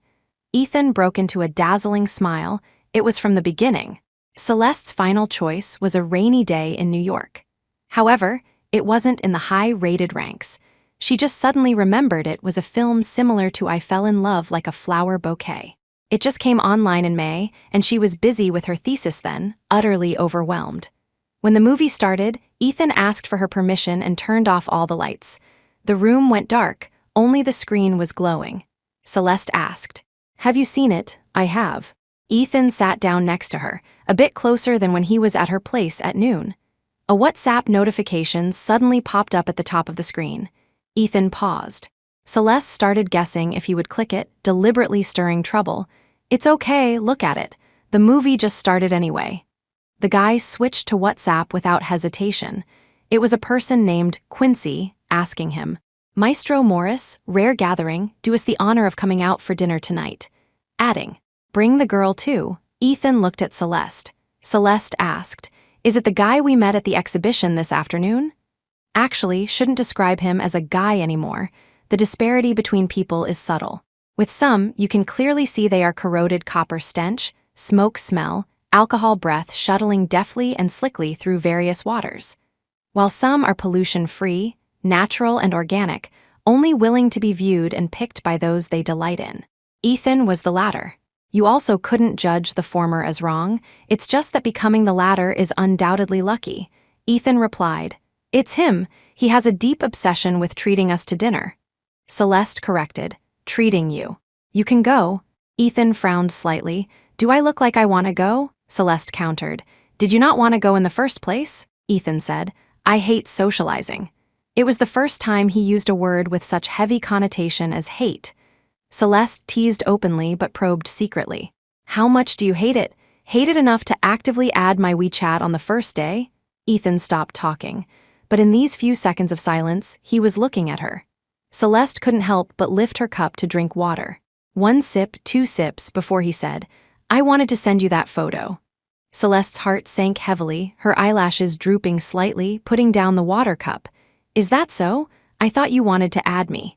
Her face was calm, movement steady, a naturalness put on for show. "Wait," heart suspended again, Ethan asked puzzledly. "Is there a conflict between the two?" Celeste said. "No." She tried to lighten the atmosphere. "Is it the hurry up and add her, won't get another chance once this village is past, kind of wanting to add?" Ethan affirmed her statement. "Yeah." Celeste scoffed with a laugh. "Maestro Morris, your internal monologue is so cheesy," Ethan said. "Then let's change the phrasing." Celeste, Ethan seemed to be thinking, speaking slowly. "Have you ever had the feeling where you see someone and think there will be a story with her?" Celeste went silent. A sense of tightness gripped her throat. She couldn't speak. After a while, she said, "I have." Both looked at the screen. Timothée Chalamet and Elle Fanning were chattering endlessly inside, planning the upcoming day in New York. The exquisite little prince and princess, one seeing through the world, one eager for quick success. They cooperated with each other and also tolerated each other. "With my ex-boyfriend," she continued. Celeste knew this was a buzzkill, but there was no other way but to say this. She had to pour some cold water in to neutralize the temperature. She was very hot now, and the atmosphere was anxious. Ethan suddenly leaned back against the sofa, as if looking for an emotional fulcrum. "Why did you break up?" Minutes later, he asked. "I was too busy," she nodded at the screen. "Too many goals, a bit like the heroine in this." Turning back to face Ethan. "They definitely broke up in the end, right?" The guy looked over. "Should I spoil it?" "It's okay," she said indifferently. "I definitely guessed right." He nodded. Celeste revealed an "I knew it" expression. Dead memories suddenly began attacking her. She uncontrollably opened the chatterbox. "My ex and I were like this too. He was relatively Buddhist chill, I'm not. I'm in a rush. It was great at first, of course, just like the song sings, every minute was indescribably wonderful. Later it turned sour. I just want to say, no matter what story, there will be an ending. Happy ending, bad ending, Celeste." Ethan called her name, crisp and neat. She shut up immediately, her eyes slightly moist and hot. Ethan said, "Sorry to interrupt you." Celeste also said, "Sorry, I guess you didn't want to hear it either." Ethan grabbed his hair. "Not exactly." "Fine, you didn't want to hear it." Didn't want to hear her story with another man, didn't want to hear her analyze their future ending based on it like a prophecy and a warning, especially in this context. A subtle, dull pain spread throughout his body, making him impatient, unable to be honest, yet unable to be dishonest. "Hearing it makes me uncomfortable, but the method was a bit violent." Celeste understood it all. She said, "Actually, there's a gentler way to stop someone from saying words you don't want to hear." He asked, "What?" Celeste pursed her lips. "Stay away from her, that way you won't hear it." Ethan gazed at her. Her deliberately stubborn eyes were bright and alluring. "What if I can't do it?" "Then kiss her." "What are you saying?" But it was already said. Celeste screamed at herself inside, heart beating rapidly, feigning calmness. The living room was very quiet. She knew Ethan was staring at her. The story was happening, gentle yet intense. Then he abruptly leaned closer. She began to believe Ethan's words were true. It was his first time hugging a girl and his first time kissing a girl. His lips were clumsy, hot, and soft. He stopped close by to look at her. Face very red, breath sprinkled forbearingly on the tip of her nose. Celeste smiled. The soaring emotions seemed to peak in an instant, then settle in an instant. Her voice was barely audible. "Seems feasible." Ethan leaned in close again. The kiss's layers deepened immediately, changing in the light and shadow. The gentle person became aggressive, becoming entangled and addicted. She closed her eyes, clasping Ethan's shoulders tight, wanting to be eaten by him and also wanting to eat him. Everyone knew a man and a woman shouldn't stay in the same room, but when wrapped in hormones, that unique thirst and satiety, no other emotion could fill it. Celeste had a not-so-perfect relationship before. Her boyfriend was a passive person in both life and feelings. The process before confirming the relationship was like two Tai Chi masters fighting in the ring, testing every day, doing reading comprehension every day, until Celeste couldn't bear it anymore and poked through that window paper with a punch. From then on, Celeste realized that in interactions with the opposite sex, directness meant efficiency. Mind-guessing games mostly belonged to romantic scripts and stories. Only when the prince truly kisses the princess awake will 100 flowers bloom, and will they finally live happily ever after. At the end of the kiss, her face was flushed, her whole body almost hanging on Ethan. With her back to the screen, her eyes no longer held the movie, for she was already in the movie. They seemed like vines growing together, breaths intertwining. Celeste smiled. She felt shy in hindsight, asking softly, "When did I sit on your lap?" "Don't know." Ethan's eyelashes drooped slightly, his hand around her lower back relaxing a bit but not letting go. Celeste asked again, "Did you move me?" The word move made Ethan smile. "Must be," Celeste said. "Are you that strong?" Ethan frowned slightly. "Do I look weak?" Celeste shook her head. "That's not it." He was so big, almost wrapping her in his arms, yet he was also like a small white flower, petals soft, needing care. Celeste asked, "Is it also your first time kissing a girl?" Even though it was confirmed, she couldn't control herself asking. "Ethan?" "Yeah." She was overjoyed, ecstatic. Two-way honesty is always more touching to the soul than one-way speculation. Celeste curled her hand into a fist as a microphone, leaning it to his lips. "First kiss, what does it feel like?" Ethan looked at her unblinkingly, without thinking. "Want to keep kissing." "Want to keep kissing you?" Celeste snorted with laughter. This time she leaned over and closed her eyes. Wind meeting wind, water flowing into water, naturally sweeping, naturally sinking, naturally devoting. When the breathing became more urgent and amplified, the background sound had the male protagonist in the movie playing and singing, "I fell in love just once and then it had to be with you." By the time she dizzily returned to her own apartment, it was already 2:00 a.m. Celeste didn't have a very concrete impression of tonight's events anymore. Details faded into a dreamlike filter, fluctuatingly unreal, yet very moving. Coming out of the shower, she sobered up a bit. Opening WhatsApp, it was empty. Ethan hadn't messaged her. Of course, she hadn't messaged Ethan either. Everything was sudden, needing self-digestion, not two people deducing, because a result couldn't be proven, or rather, the result was hard to be satisfactory. She and Ethan were two types of people. She was a social animal, while Ethan lived in solitude. She was one of the southward migrating birds, only able to rest briefly on his island, feeling the beautiful flowers and trees. This was her and Ethan. Harboring such thoughts, Celeste slept until the next afternoon. Her rhythm was disrupted. After getting up, she immediately took a taxi to the arts district. Walking through those exquisite small shops, she was a bit absent-minded, especially since Ethan had asked her in the morning where she was going today, and she hadn't replied. The weather burned her face hot. She bought a tea drink to cool off in a shop and finally replied to him, "I'm already at the arts district." But the other party didn't ask why she hadn't brought him along or anything, only saying, "Need me to come over?" Celeste asked. "Do you want to come over?" He said clearly, "I want to come over." Celeste sent him the location, "Then come over." 15 minutes later, Ethan appeared and entered the shop, locking onto Celeste at a glance. She didn't even make an extra waving gesture. When he sat down, she pushed the drink she just ordered to him. "Here, yours." Ethan said thanks and took a big gulp. "It's so hot outside." Celeste pulled out a tissue for him. He wiped his forehead. His bangs were a bit wet, like a puppy that had been in the rain.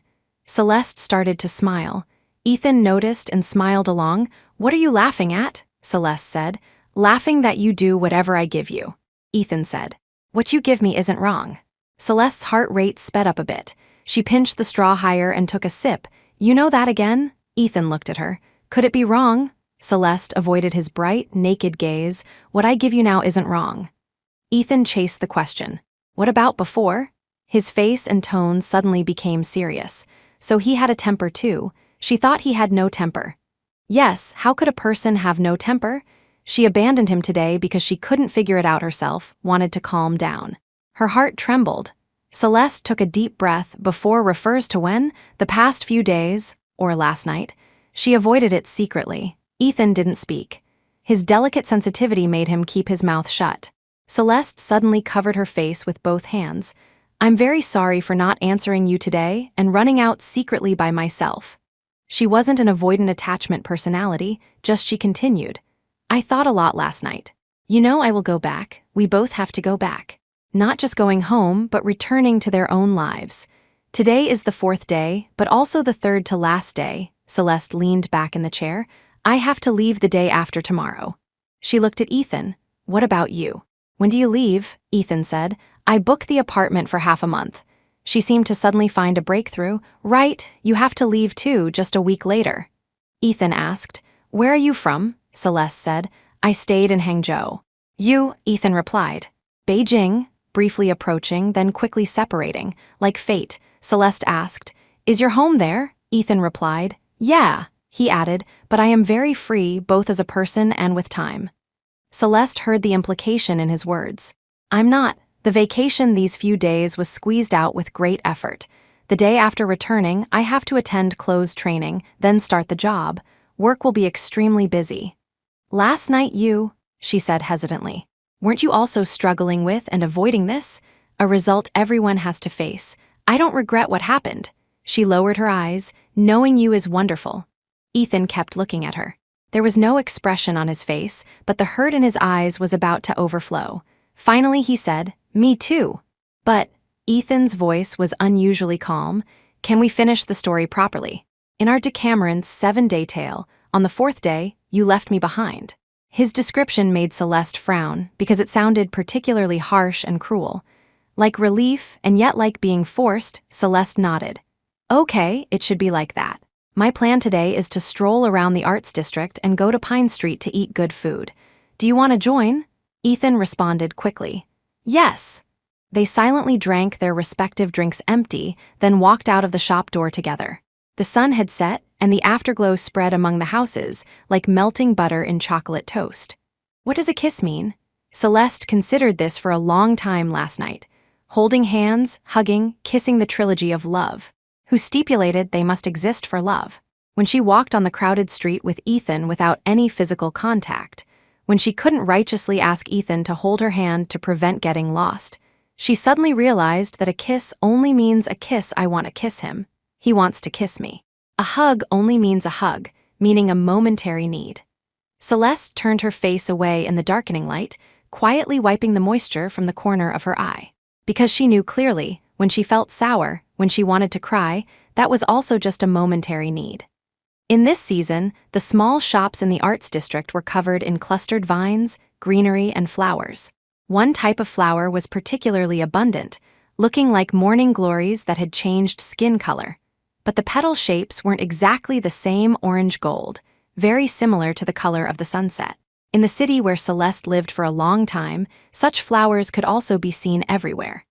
At first, Celeste didn't know their name until one year, a Korean drama with a special theme carried it throughout. Only later did Celeste truly get to know her name, Trumpet Creeper Linkseo. Along the way, the door of a residential house was almost completely covered by such vegetation. The mottled iron gate, the lush flowers and leaves, set off a kind of urban wild charm. An old man in a white tank top sat in front of the door, half-bowed smoking, puff after puff, not looking at pedestrians, silent along with the smoke rings.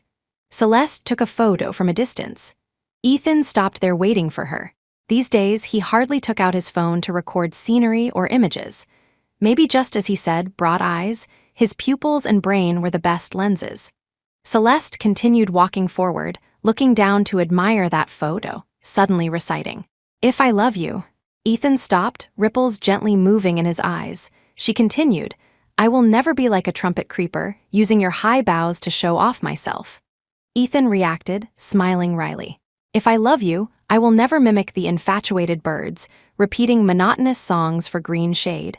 He recited the next stanza silently in his heart. Celeste tapped the phone screen, asking him, "Have you drawn this kind of flower?" Ethan said, "Trumpet creepers." Celeste said, "Yeah." Ethan said, "I have. I drew them in middle school." Celeste said, "Did you like drawing very much in middle school?" Ethan said, "I probably liked drawing since I was born." "What?" Celeste couldn't believe it. "You remember things from birth. People basically have no memory before 3 years old." Ethan insisted. "I do." Celeste asked. "What do you remember?" Ethan said. "Before I learned to walk, my mom bought a bright red goldfish and kept it in a white porcelain bowl at home. It often circled around the bowl wall. In elementary school, my dad became obsessed with eco tanks, and we had more fish at home. When I mentioned this, my mom was surprised. She said she almost couldn't remember." So clear. This was outside Celeste's cognition. She had almost no memory before 3. Even if she did, it was a fragmented movie constructed through old photos and elders' jokes, not real memories. "Yeah," Ethan said, "I guess it's a talent. Habitually remembering things with colors. It started from infancy. When I began to recognize colors, colors formed the whole world surrounding me. Later, reality's colors couldn't satisfy my perception of color, so I started painting." Celeste got goosebumps. "Sounds like a superpower." Ethan denied. "No, color memory method, many people can do it." He turned his face, seriously making an analogy. "Do you remember what color clothes I wore the first day you saw me?" "White." Celeste answered in her heart instantly, but said, "Don't remember." The guy blinked, seemingly a bit surprised. Celeste laughed. "What? Do I have to remember what you wore? You're very confident." She mischievously changed the subject. "All right, handsome guy in white from next door, I have a deep impression of you." During this process, Ethan kept looking at her, unblinkingly. A smile gradually appeared in his bright eyes. Then he curved his lips and turned back. "Hey," Celeste called him, if you wanted to remember me, what color would you use?" She ruled out all external objects. "You can't say the clothes I wore, the color of my contacts, my hair, lipstick isn't allowed either." Ethan looked at her again. "You are making it difficult." Celeste looked innocent. "Please, Mr. Superpower, this isn't a hard problem." "Sunset," he said. "Every sunset from now on, I will think of you." When the sky turned completely dark, they moved from the artsy alley to the roaring food street. Pine Street at night was a sea of people, overflowing with fresh aromas. The signs and neon lights of restaurants on both sides extended into a patch, like a golden jade belt. Even without cramming last minute, Celeste fell into a predicament of choice difficulty. Especially since every shop was busy. Every shop smelled delicious. Where should we eat? She switched back and forth between Yelp and TikTok reviews, seafood pasta or the steamed crawfish. Ethan said, "Let's guess fingers, rock, paper, scissors. Whoever wins picks." "Who is pasta, who is crawfish?" Celeste quickly entered the role. Ethan said, "You choose first." Celeste said, "I want to be seafood pasta." Ethan said, "The result is out, let's go eat seafood pasta." Celeste zoned out for a moment, not keeping up with his train of thought. "Why, we haven't started yet." Ethan said, "Because you hope seafood pasta wins." Celeste frowned slightly. "How do you know I don't want crawfish to win?" Ethan said, "You make the choice, I follow you. If you regret it now and want to eat crawfish, we can go eat crawfish too." Celeste didn't change. "I still choose pasta." Ethan smiled. They sat down on the second floor of the pasta place. The waiter nimbly cleared a small table, telling them to scan the QR code to order. Both opened their phones to scan the code simultaneously. Celeste pondered. "You order yours, I'll order mine." The result was that all the selected dishes at the bottom of the same interface accidentally became double portions, then disappeared from the menu simultaneously. Celeste took a helpless breath. "Let me do it." Ethan obediently put down his phone. The shop served food quickly. Several signature dishes filled the table instantly. A large bowl of crab linguine took the center. Celeste fished a few chopsticks full into her bowl, tasted it, and it wasn't as delicious as imagined. But she wasn't disappointed, because the seemingly unremarkable side dish of cold seasoned edamame was enough to intoxicate one. It was her first time eating edamame with this texture, completely different from the salted ones back home. So refreshing, sour, and tender, the chili pepper seasoning in the marinade was just right. Everything was just right. This is so good, she almost cried out in surprise. Taste it. Ethan picked up a pod. That exaggerated? Just that exaggerated. Celeste unconsciously peeled a whole plate, a small mountain of green pods piling up in front of her. She ordered another portion. When finishing the second plate, sipping ice beer, she lamented, "How is this marinade mixed? What if I can't eat it after going back?" Alcohol emboldened the timid. Slightly tipsy, she muttered to herself, "Ethan, you are just like this edamame. You are different from anyone else. You are a taste I have never tasted before. When I go back and eat the salted edamame from our place, I will remember this kind I ate in River City, a completely different kind. Can be met but not sought." She rested her chin in one hand. The oily mist and dim light in the room seemed to apply a layer of moving makeup to her face. She suddenly mocked herself with a smile. "Done for? I'm so unromantic. You said seeing the sunset would make you think of me, yet I described you as edamame." The gap between people is so big. Celeste's face turned even redder. Ethan shrugged. "Is there anything inappropriate about being described as edamame?" Celeste said. "A bit crude, especially for someone like you." Ethan said, "At least I can be liked by you, and maybe remembered in the future." The tears suppressed at sunset surged out at this moment. Celeste sniffled, "Yeah, I like you." She rubbed the corner of her eye. "Do you like me?" "Like," Ethan repeated. "Like." He didn't know why he repeated it a second time. It seemed that without doing so, it appeared insufficiently certain, insufficiently sincere, and insufficiently brave. In this smoky, noisy space full of the smell of oil and spice, they completed a confession to each other on the fourth day of knowing each other. On the way back, unable to catch a cab, they walked straight back. It took 50 minutes. Holding hands the whole way, never letting go. Not counting those childhood games or interactions, this was the second time in Celeste's life since birth holding a non-relative opposite sex's hand or being held by one. Everything happened naturally. On the way back from the shop, there was an auntie selling balloons along the road. Smiley face flower balloons of various colors crowded in midair, smiling stupidly at passers-by. Ethan asked if she wanted one. Celeste shook her head, saying she wasn't a kid anymore, but Ethan insisted on buying one. Celeste mocked, "So you are the kid." Ethan didn't deny it, holding that balloon comfortably in his hand. Naturally, he received many gazes, especially a handsome guy holding a pink flower balloon. The image itself was very striking. After becoming an adult, Celeste stopped buying balloons, cotton candy, and those sparkling headbands and small Victoria's Secret wings. Not because she lost her childlike heart, but because she knew clearly she wouldn't be a child forever. She had been adapting to the scrutiny and discipline of mainstream thought for a simple reason: to avoid trouble. Doing what at what stage was an unwritten rule everyone knew. These things were reasonable on a little girl, but appearing on an adult would seem weird. Celeste wondered at Ethan's lack of barriers. "When you hold the balloon, aren't you uncomfortable because of other people's gazes?" Ethan admitted. "A little bit." Celeste deliberately glanced at him complainingly. "Then what to do? Let the balloon go?" Just then, Ethan found her hand and held it, somewhat forcefully. The heart in Celeste's chest also beat forcefully. "Now it's fine," Ethan said. "They will think the balloon is yours, and I'm just the person helping to walk the balloon." "What do you mean?" Celeste rippled with a sweet smile. "Hatred transfer technique?" Ethan looked at her. "Yeah, do you mind?" Celeste said. "Is it too late to say I mind now?" That balloon eventually returned to Celeste's hand. At this moment, it was planted on the ceiling of the second floor of her airbib. The slender pink ribbon hung down. Celeste pulled it down, then let go, watching it float up leisurely, sticking back to the wall, and repeating this action constantly, tireless. Waking up the next day, the flower balloon had deflated a bit, no longer standing upright, turning into a dying fish with its belly up. But Celeste wasn't depressed about this, because the first second she opened her eyes, the flower's face was facing her, looking like this, smiling very sincerely. Celeste took a picture and let it downstairs.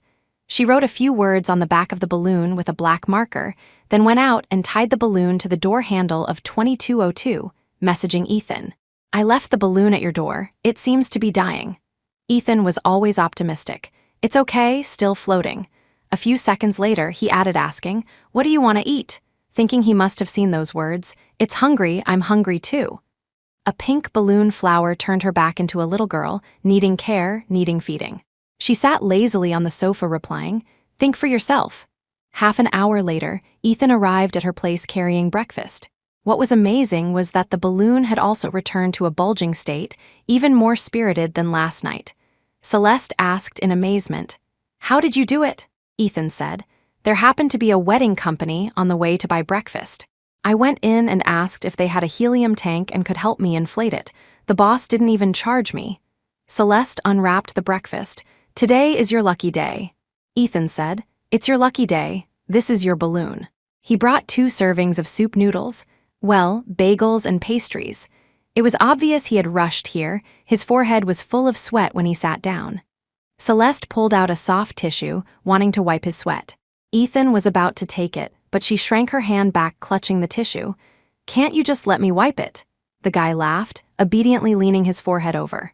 Celeste smiled, brushing aside his bangs with one hand and gently blotting the sweat from his forehead with the other, saying, "Last 2 days, I decided to get along with you properly."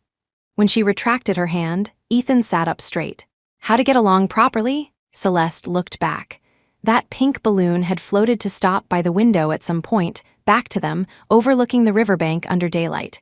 Then she said, "I'm a pretty realistic person. That pink balloon, what did you think when you bought it? You definitely bought it just because you wanted to, but I would think it's going to deflate sooner or later, and I can't take it on the train, so why buy it? But in my heart, I wouldn't deny that I kinda wanted to have it. You helped me realize it. You knew the consequences, but you still did it. You were even willing to help fill its stomach again, treating it as a living thing that gets hungry, of course, maybe also not to disappoint me. But few people can do this, do you understand? Inside you, there is still a brave, innocent kid who does whatever he wants without so much calculation." She unfolded the tissue in her hand, waving it like raising a white flag. "Then I want that too. Even if only 2 days are left, so what if the magic disappears? I want to do it too. If I want you to buy breakfast, I'll let you buy breakfast. If I want to wipe your sweat, I'll wipe your sweat. No more escaping my own emotions. Pretending to be a mature, sensible adult is too tiring." The corners of Ethan's lips hooked up slightly. Celeste noticed his expression. "Why are you looking at me like that?" Ethan lowered his eyes and thought for a moment. "Maybe I think you're cute." "Maybe." Celeste's brows furrowed tight. Ethan immediately corrected his wording. "Celeste, you are very cute." Celeste began slurping her noodles, mimicking a cartoon character's voice. "Damn it, did you just think I was cute? I only started thinking you were cute on the 2nd day." Ethan said, "No, I thought that from the 1st day." "Why? You were at the door then. Like a watchdog. How did that even rhyme?"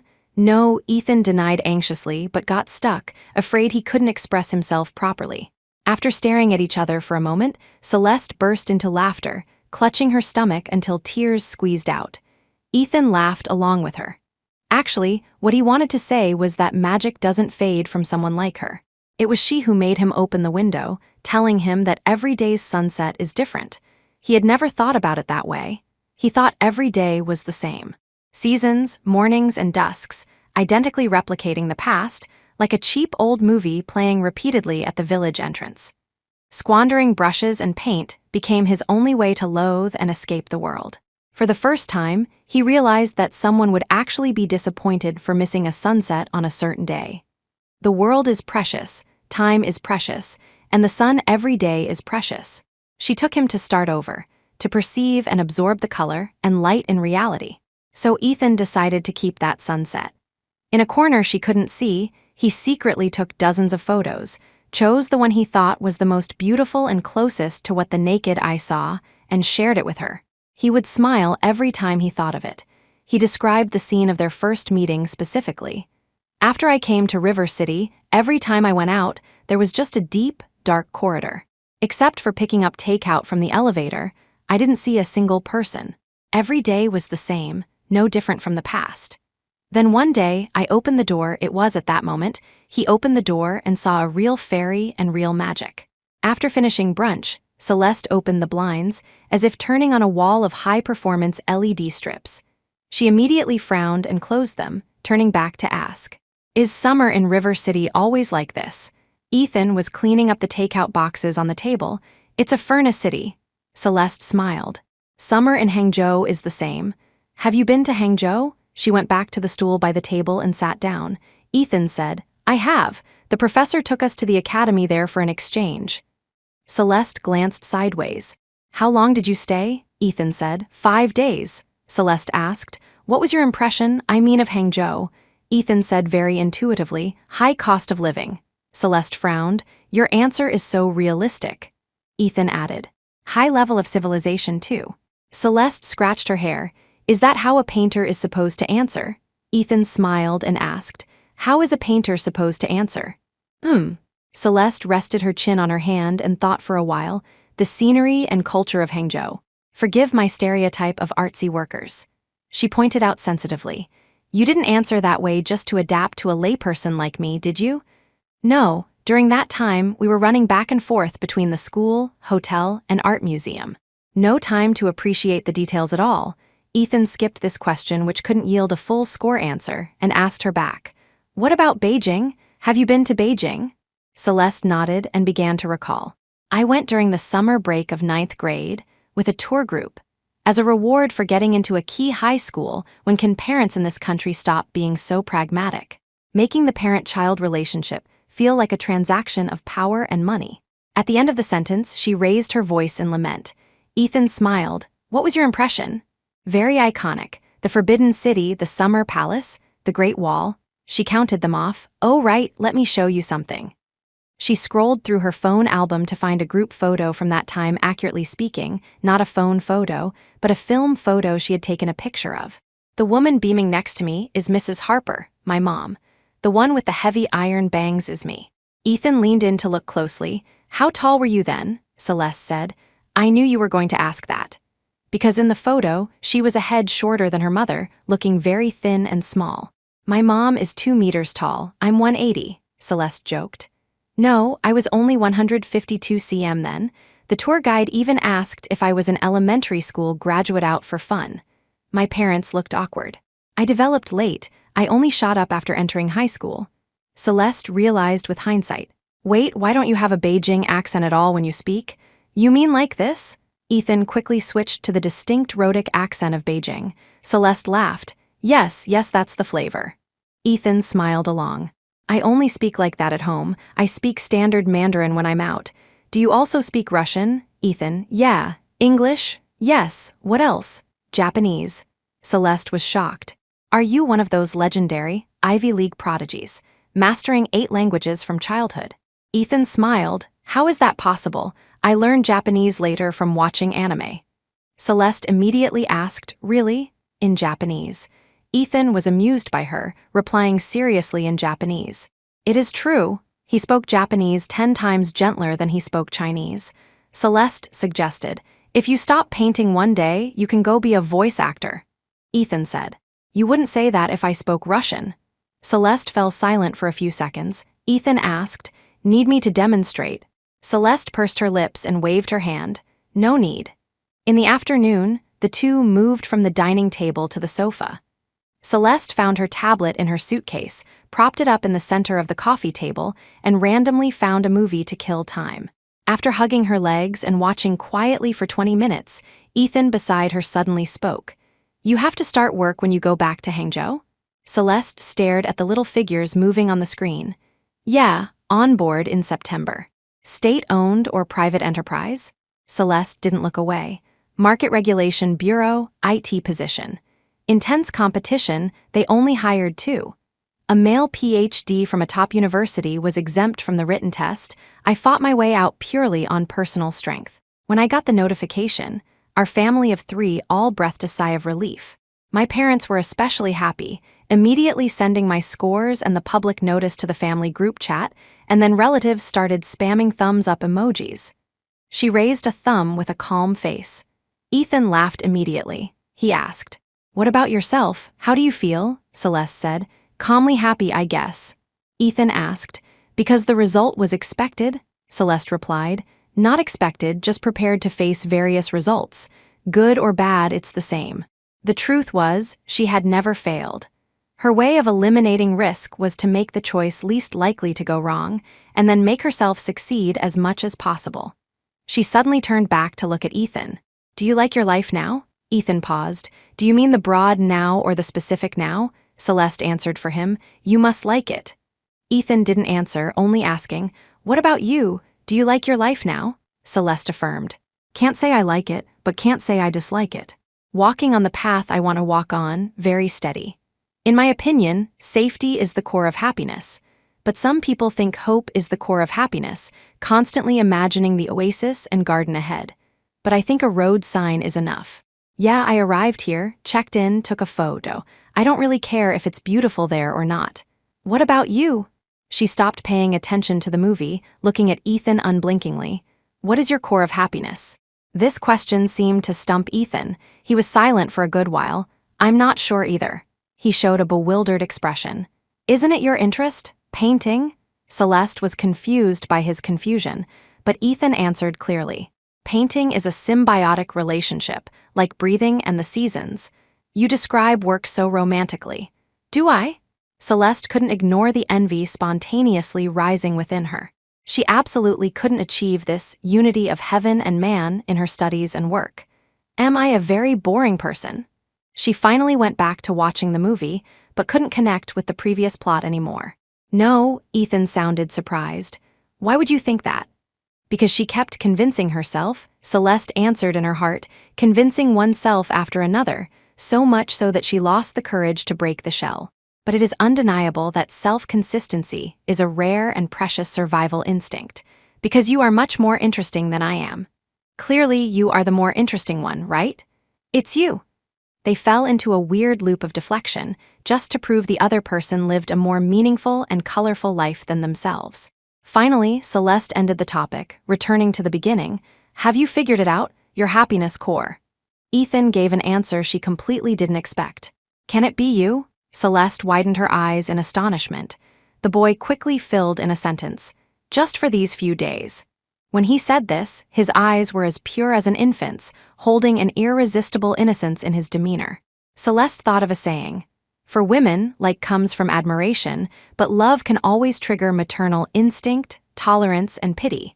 For some reason, she felt a bit teary. Before he noticed, she quickly moved in front of him and threw herself into his arms with the fastest speed in history. Ethan caught her. He took a deep breath and slowly released it. Celeste could sense the rise and fall of his chest, like floating on a blue and transparent sea surface. The tide rises and falls. She felt like she was hugging a breathing galaxy. For a second, some thoughts surged violently. Ethan, come with me. Or, Ethan, do you want to be my boyfriend? But ultimately, she didn't let them blurting out.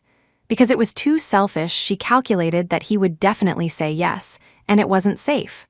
Love is a probabilistic event. Until the moment of death, the result is pending. But it didn't matter. She could convince herself and then return to the right track. After all, from beginning to end, the person she was best at convincing was always herself. After the sun went down, Celeste took Ethan to River Street to forage for food. The whole street was livelier than she imagined, as if 70 of River City's young people had gathered here, especially the stylishly dressed couples. The second time they were nearly washed apart by the crowd, Ethan grabbed her hand. Thus, they became one of the young couples. A fulcrum in the sea. This was the feeling Ethan gave her. Clearly half a homebody, but when he led her through the crowd, avoiding various obstacles, his arm muscles tensing up remained hard. That inadvertent friction could trigger goosebumps all over her body. They stopped in front of a drink shop selling red bean slush. Ethan went to line up to order. Celeste waited at a distance, neither too far nor too close. She looked down to check WhatsApp messages, unconsciously zoning out until a receipt was placed on her flat phone screen. Celeste smiled, looking up to find Ethan. He took the receipt back. "What are you looking at?" Celeste said. "Messages from the work group. Our team leader just announced the date for the pre-training meeting." Ethan said, "Oh," didn't ask specifically which day it was, and just stuffed the receipt into his pants pocket. Celeste maintained her posture of looking up. Being stared at like this, Ethan gradually became uncomfortable. He looked away 1 second, then turned back to look at her, discovering the girl was still gazing at him. He smiled, a clean shyness still lingering on his face. He asked, "What are you looking at now?" "Looking at you," Celeste said straightforwardly. Just afraid of cricking my neck. Ethan looked back, then took a step back, stepping down exactly one level of stairs. Now their heights were level, changing from looking up to looking eye to eye. Celeste curved her brows. "Thank you. You're welcome," Celeste asked. "What did you order?" Ethan pulled out the receipt. "Red bean slush and green bean slush." "Which one do you drink?" Celeste said. "Can I drink both?" Ethan said. "Of course you can."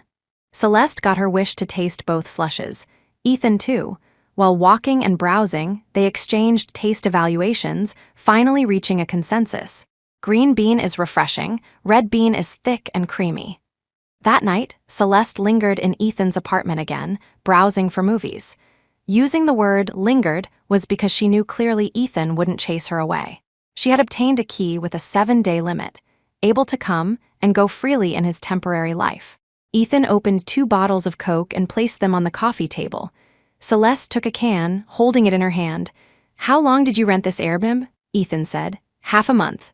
"That long?" Celeste raised her eyebrows, taking a sip of the ice Coke. Ethan said, "Yeah, what about you? What time is the train the afternoon after tomorrow?" Celeste didn't say the specific time. Around evening, as if anticipating what he was going to say, Celeste hurriedly said, "Do not come to see me off." Ethan paused. "Why?" She pondered for a moment. "No reason." Ethan stopped asking details. "Okay." It was also at this moment that Celeste paused the movie. She turned to Ethan and said, "I should go back." Now? She had just sat down for a while, barely half an hour. "Yeah." Celeste gestured to her phone. It was past midnight the 6th day. Tomorrow she would be leaving in the true sense. She lowered her head to slip on her canvas shoes. Ethan stood up. "I'll walk you." "No need." Celeste also rose from the sofa. An inexplicably irritable mood made her unable to stay long, even though the air conditioning in this room was strong. The sadness of parting followed her like a gray ghost, hard to shake off. The two walked to the door one after the other. Celeste said, "All right, stop following me." Ethan asked, "What's the plan for tomorrow?" Celeste replied, "I don't know either, maybe nothing." Ethan, "Was there nothing from the start?" Celeste said, "There was a big sleep." After saying these 3 words, Ethan's expression changed slightly. She quickly explained, "That kind just sleeping, pure sleeping, sleeping all day, thinking of nothing." After speaking, she was holding back laughter herself. "What I thought then was, I'd definitely be playing everywhere and rushing for time the first 5 days, so finally I'd rest hard for a day. People can't be running forever. Right?" Ethan nodded in agreement. Celeste opened the door. "Gone, bye," Ethan called her. "Celeste." She turned back. The boy's eyes flickered, the urge to express himself about to burst out. Celeste knew what he wanted to say, long-winded speeches or shocking words, she could guess. But in the end, he said nothing, only asking, "Can I find you tomorrow afternoon?" Celeste said. "Sure." Restraint. Great and advanced emotions developed by humans as high-level animals, both of them followed and adhered to this so strictly. Celeste had insomnia. There was a heavy burden on her heart. She absolutely couldn't have a big sleep. Her escape days had only 1 day left, precarious, but she also couldn't fight for every second. She lay blankly on the bed, as if looking at a sky without stars. At 2 o'clock, she pulled out the phone from under her pillow and messaged Ethan. "Asleep?" Ethan replied very quickly, "No." Celeste said, "I can't sleep." Ethan said, "Me neither." Celeste teased him as always, "Why can't you sleep?" "Thinking of me." He admitted it, "Yeah, thinking of you." Celeste's chest twitched slightly. It was a sweet pain. "Then just come see me." The other party asked uncertainly, "Now?" Celeste said, "Now." When going downstairs, Celeste didn't turn on the lights. The sound of stepping on the stairs was exceptionally clear and urgent in the dark house. The sound of opening the door was too. The sound of being hugged tight was too. The sound of breathing was too. These sounds made the night twinkle with stars. "Do you know you are very huggable?" His figure was tall and broad, full of security. She pressed against Ethan's chest, whispering her feelings. "Don't really know," he said. "I've only hugged you." "Fake, right?" Celeste was skeptical. "You haven't hugged your own parents?" Ethan said. "Really haven't." Celeste tusked and laughed, continuing to mutter, "Last day, I just want to stay with you the whole day, all day." When speaking English, she poked his back twice with her finger. Ethan received the signal, tightened his arms, and smiled, answering, "Okay." It was a quarter of an hour later when the lights were turned on. Heaven knows how long they hugged inseparably. Celeste broke free from his arms with satisfaction, crying out so hot. Ethan's ears were already read through. He followed her to the living room and sat down. Celeste went to pour him water. When she came back, there was a small booklet on the coffee table in front of Ethan, dark green cover, palm-sized. She put down the water and asked, "What is it?" Ethan picked it up and handed it to her. "Actually, it's not finished yet, but I think I should show you." Celeste sat down and opened it. Regret or fulfillment seemed to become insignificant the moment she opened it. The originally plain white sketch paper had been painted by Ethan into a dreamy fairytale book. The protagonist of every page was a little girl. It was self-evident who it was. Page 1. The little girl stood with her back turned, holding up the sunset from the window. Light and clouds dripped from her palms and around her body like orange juice. Page 2.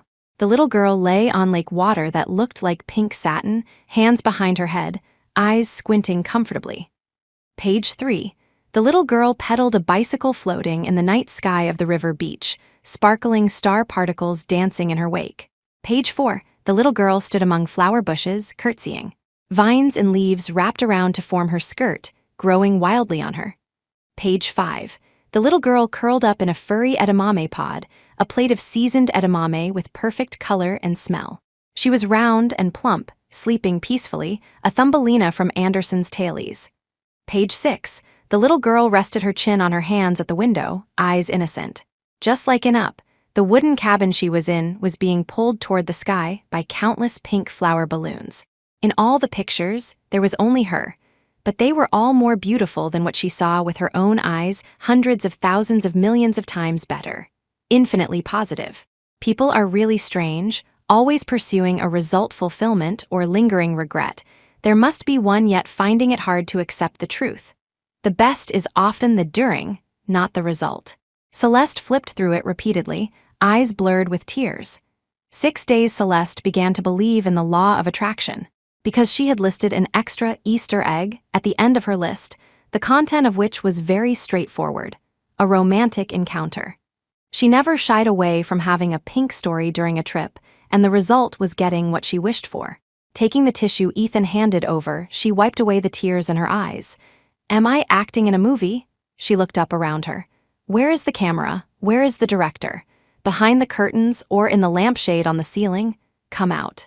Ethan laughed softly, his gaze never left her.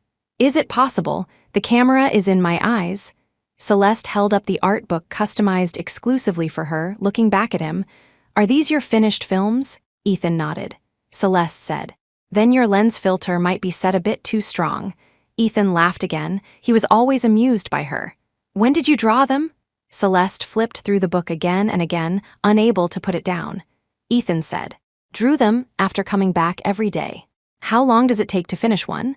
"About 2 hours. Coloring takes more time." Celeste was astonished by his energy. "Do you have 26 hours a day?" Ethan replied. "You might not believe it if I say it, but I don't feel the passage of time when painting." Celeste didn't show disbelief, only asking, "Why are you not in any of the drawings?" Ethan said, "Because I drew the you that I saw." "Oh," Celeste reacted with hindsight, "you were always far away from me back then." Ethan said, "The last few days I was getting closer to you. So why didn't you draw yourself in too?" She was still stuck on this question, unable to get out. Ethan clasped his hands on his knees, maintained this posture for a while, and then said without emotion, "Because I want that one day in the future, when you open this art book and think back to this trip, all you feel is the beauty that belongs to you. The picture complete, colors matching, no damage, no residual regret." Celeste guessed it, her nasal cavity stinging. "You are also part of the beauty. Why exclude yourself?" This was too selfless and also too selfish. Ethan had his reasons. "I am the camera. The person taking the photo doesn't appear in the photo. Camera, my foot." She punched his arm hard. Ethan didn't make a move to dodge, quietly accepting her venting. He used a dry joke to adjust the atmosphere. "Not anymore, it's been artificially damaged." Celeste argued, "Is my strength that great?" Where wasn't it that great? The place in his chest ached faintly. The moment he handed the art book to her, he sensed it. The magic he expected and was lucky enough to experience might really be taken back. This realization was like an internal injury, a dull blow. Because she was clear and sharp, he could only be tame and careful, forced to stay neither far nor near. Being needed briefly is worse than leaving no trace. It appears more dignified, so he asked her dignifiedly, "Will you accept it?" He gestured to the art book. Celeste said, "Of course, accepting it makes me 100,000 air." Knew she would say that. Ethan went along with her joke. "It's not signed, not worth money." Celeste said, "There will always be people who know quality." "Are you one?" Why was he testing again? His eyes seemed to pinch her heart. Celeste was silent for a few seconds. "I said I'm a layperson. Give it back to me."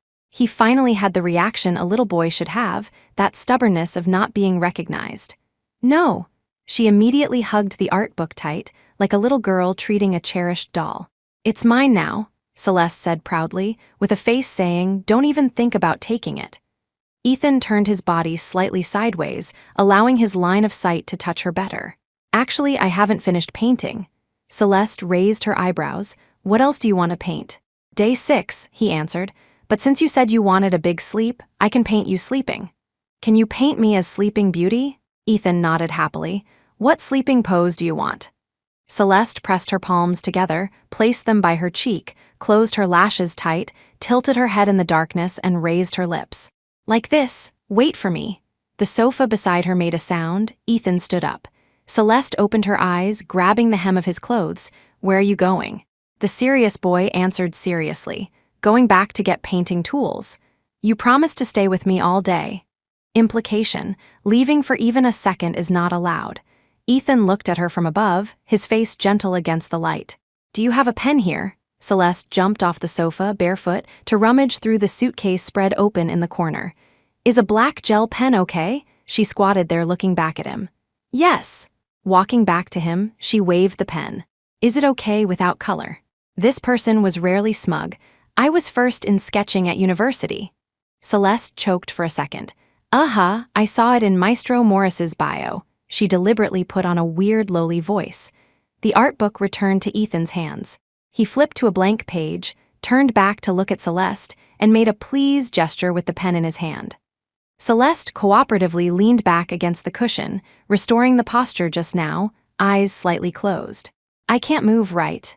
This was her first time being an art model. She was inevitably nervous. "Just don't make big movements." Talking doesn't affect it. Laughing out loud? Does Sleeping Beauty laugh out loud? My kind does. Ethan smiled silently.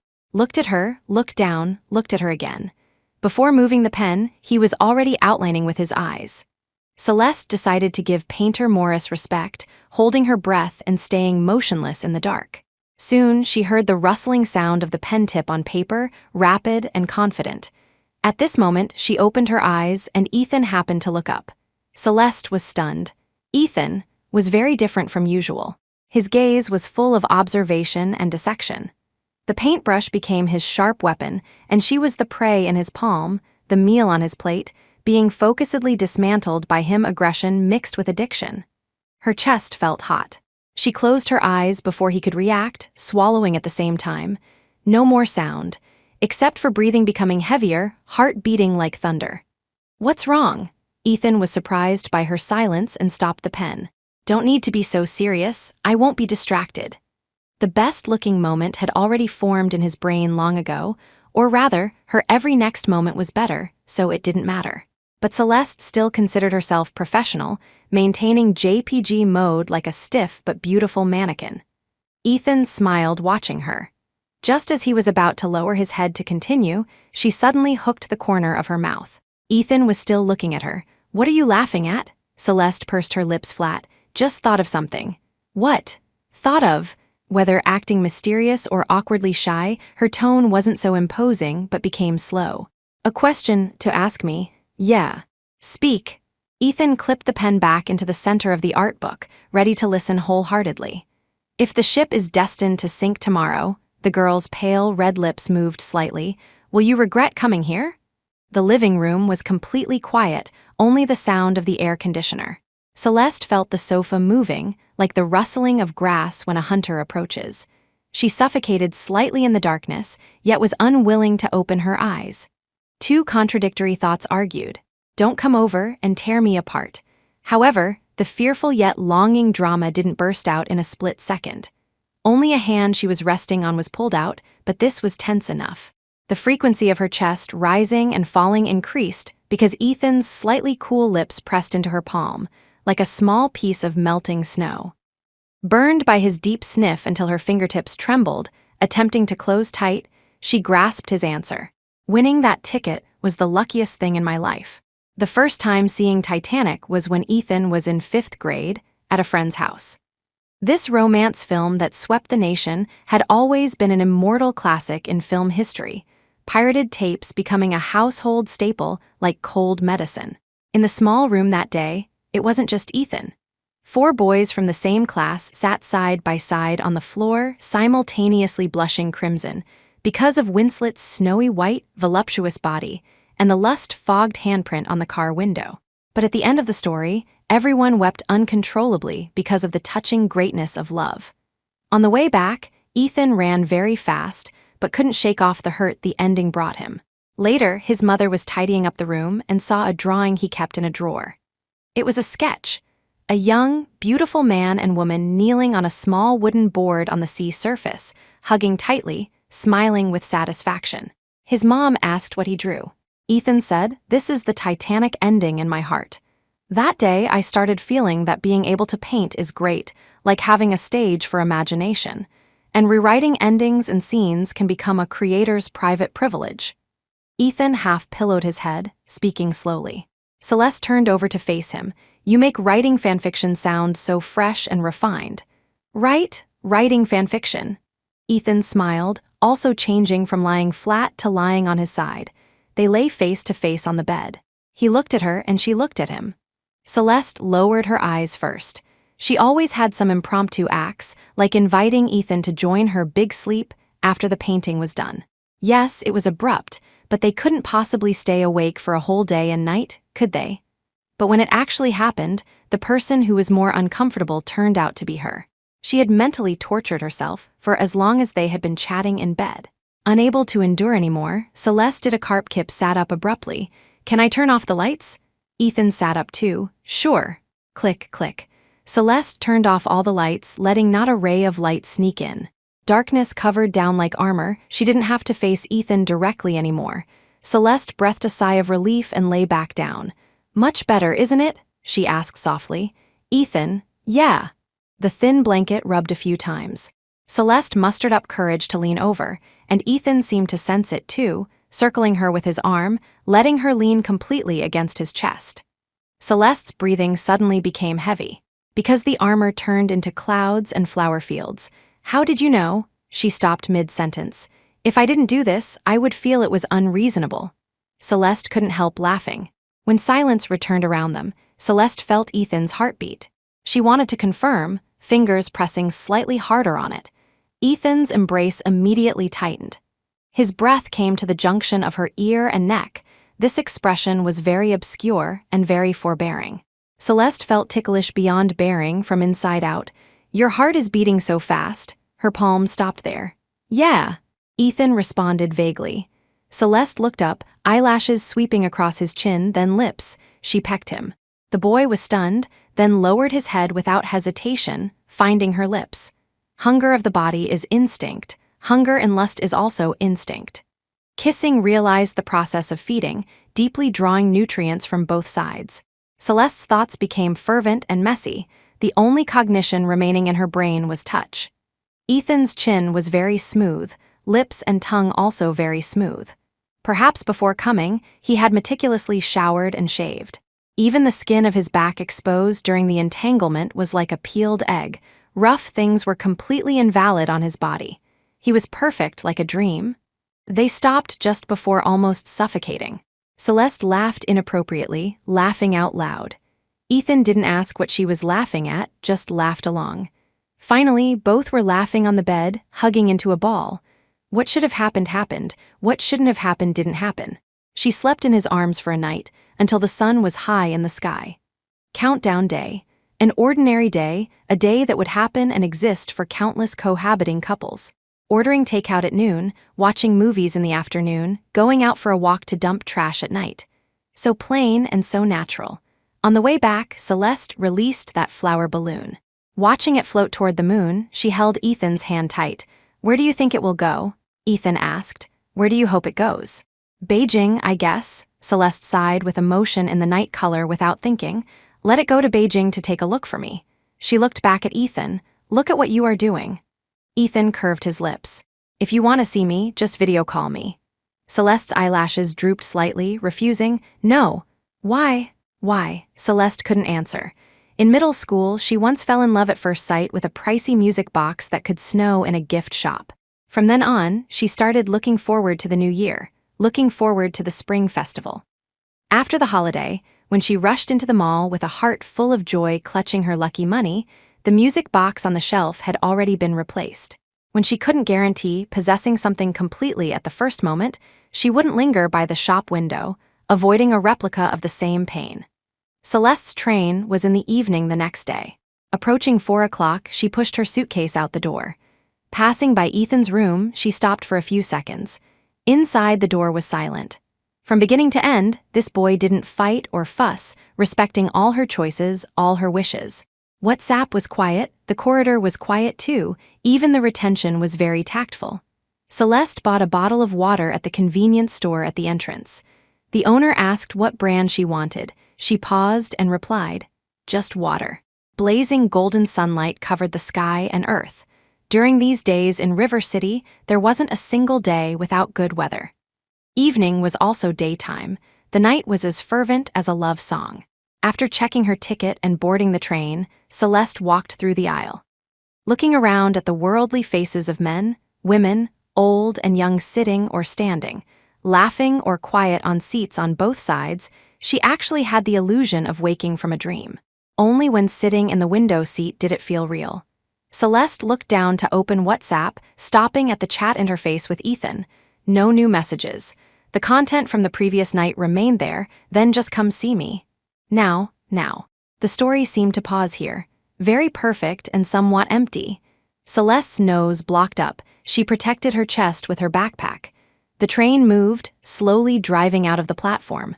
The scenery outside the window changed from white overpasses to green fields and silver lakes. The clouds took on color. That was the signal the sun was about to say goodbye. Sunset. Every sunset from now on, I will think of you. Celeste immediately thought of this sentence, thought of Ethan. She didn't care if Ethan would think of her at the same moment. Heart cut like a knife that wasn't so important to her. On the contrary, the image of sunset had truly become Ethan's characteristic deep in her heart. He was the person like a sunset, so gentle, so splendid. Celeste pulled that art book out of her backpack, wanting to look at it once, but closed it immediately. She was afraid tears would drip on it and smudge the brilliance of the paper itself. Celeste didn't give herself much opportunity to vent by crying. She quickly dried her eyes. Choosing to end means bearing the pain brought by the ending. Choosing the sunset means bearing the coming dark night. Celeste took a deep breath, put away the art book, and was just about to turn off her phone to close her eyes and rest when a WhatsApp message suddenly popped up. She opened it in a hurry. Celeste's pupils constricted suddenly. Ethan sent a location pin right at River City train station. She almost stood up from her seat, typing fast to reply, "You came here? I'm already on the train." And the train had already started. "No need to see me off," she continued typing. Thinking he would have made a wasted trip, her heart began to feel a slight tearing sensation. However, Ethan's message was a step ahead of her, just left the station. Celeste was stunned, deleted the content just now, and answered him, "Correct." "Ethan, great," then said, "I'm on the train, the same one as you." This time, Celeste truly shot up, nearly hitting the luggage rack overhead. She dared not believe it, yet didn't doubt it at all. Worries and retreat vanished without a trace in an instant. She just wanted to ask Ethan, "Where are you?" Ethan said, "What about you?" Celeste took out the ticket, looked at it, and took a picture for him. Ethan said, "I'm in car 6, I'm coming to find you." Celeste's heart rate skyrocketed. Saying, "Excuse me," she urgently broke free from her seat, running towards Ethan's direction. The carriages at twilight were like an art gallery orange, blue, rose, purple. Every window painting was different, flashing past her side. At the junction of two carriages, she saw Ethan. They stopped simultaneously, laughed simultaneously. The passengers in the front row looked at them, not understanding what happened, but feeling happy because of this pair of men and women looking at each other with excitement. Celeste rubbed her sour and swollen nose, walking quickly towards him. "I say," she stopped in front of him, "how did you know my train number and time?" She clearly hadn't asked anything. Ethan's eyes flickered, the afterglow reflecting pink on one side of his face. "Luck." Celeste tilted her head, not looking at him. She didn't believe it. Ethan then answered seriously. How could Celeste miss this sunset? Hearing the answer, Celeste's eyes turned completely red. She didn't want Ethan to see her move to a state of messy composure, so she turned her face to glance out the window. The sky at this moment was like orange lake water.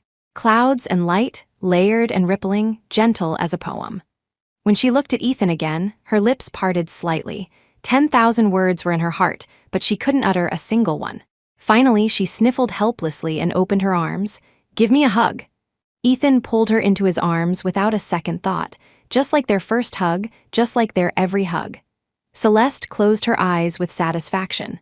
In this instant, the melody of the music box seemed to ring in her ears. Beauty will drain away, but it will also swim back. She was no longer afraid, no longer conflicted. She wouldn't be complacent, nor would she owe anything. The sunset was right beside her. Her everything could all be forgiven and melted. Before the sunset, Celeste left River City. 2 people. End of text.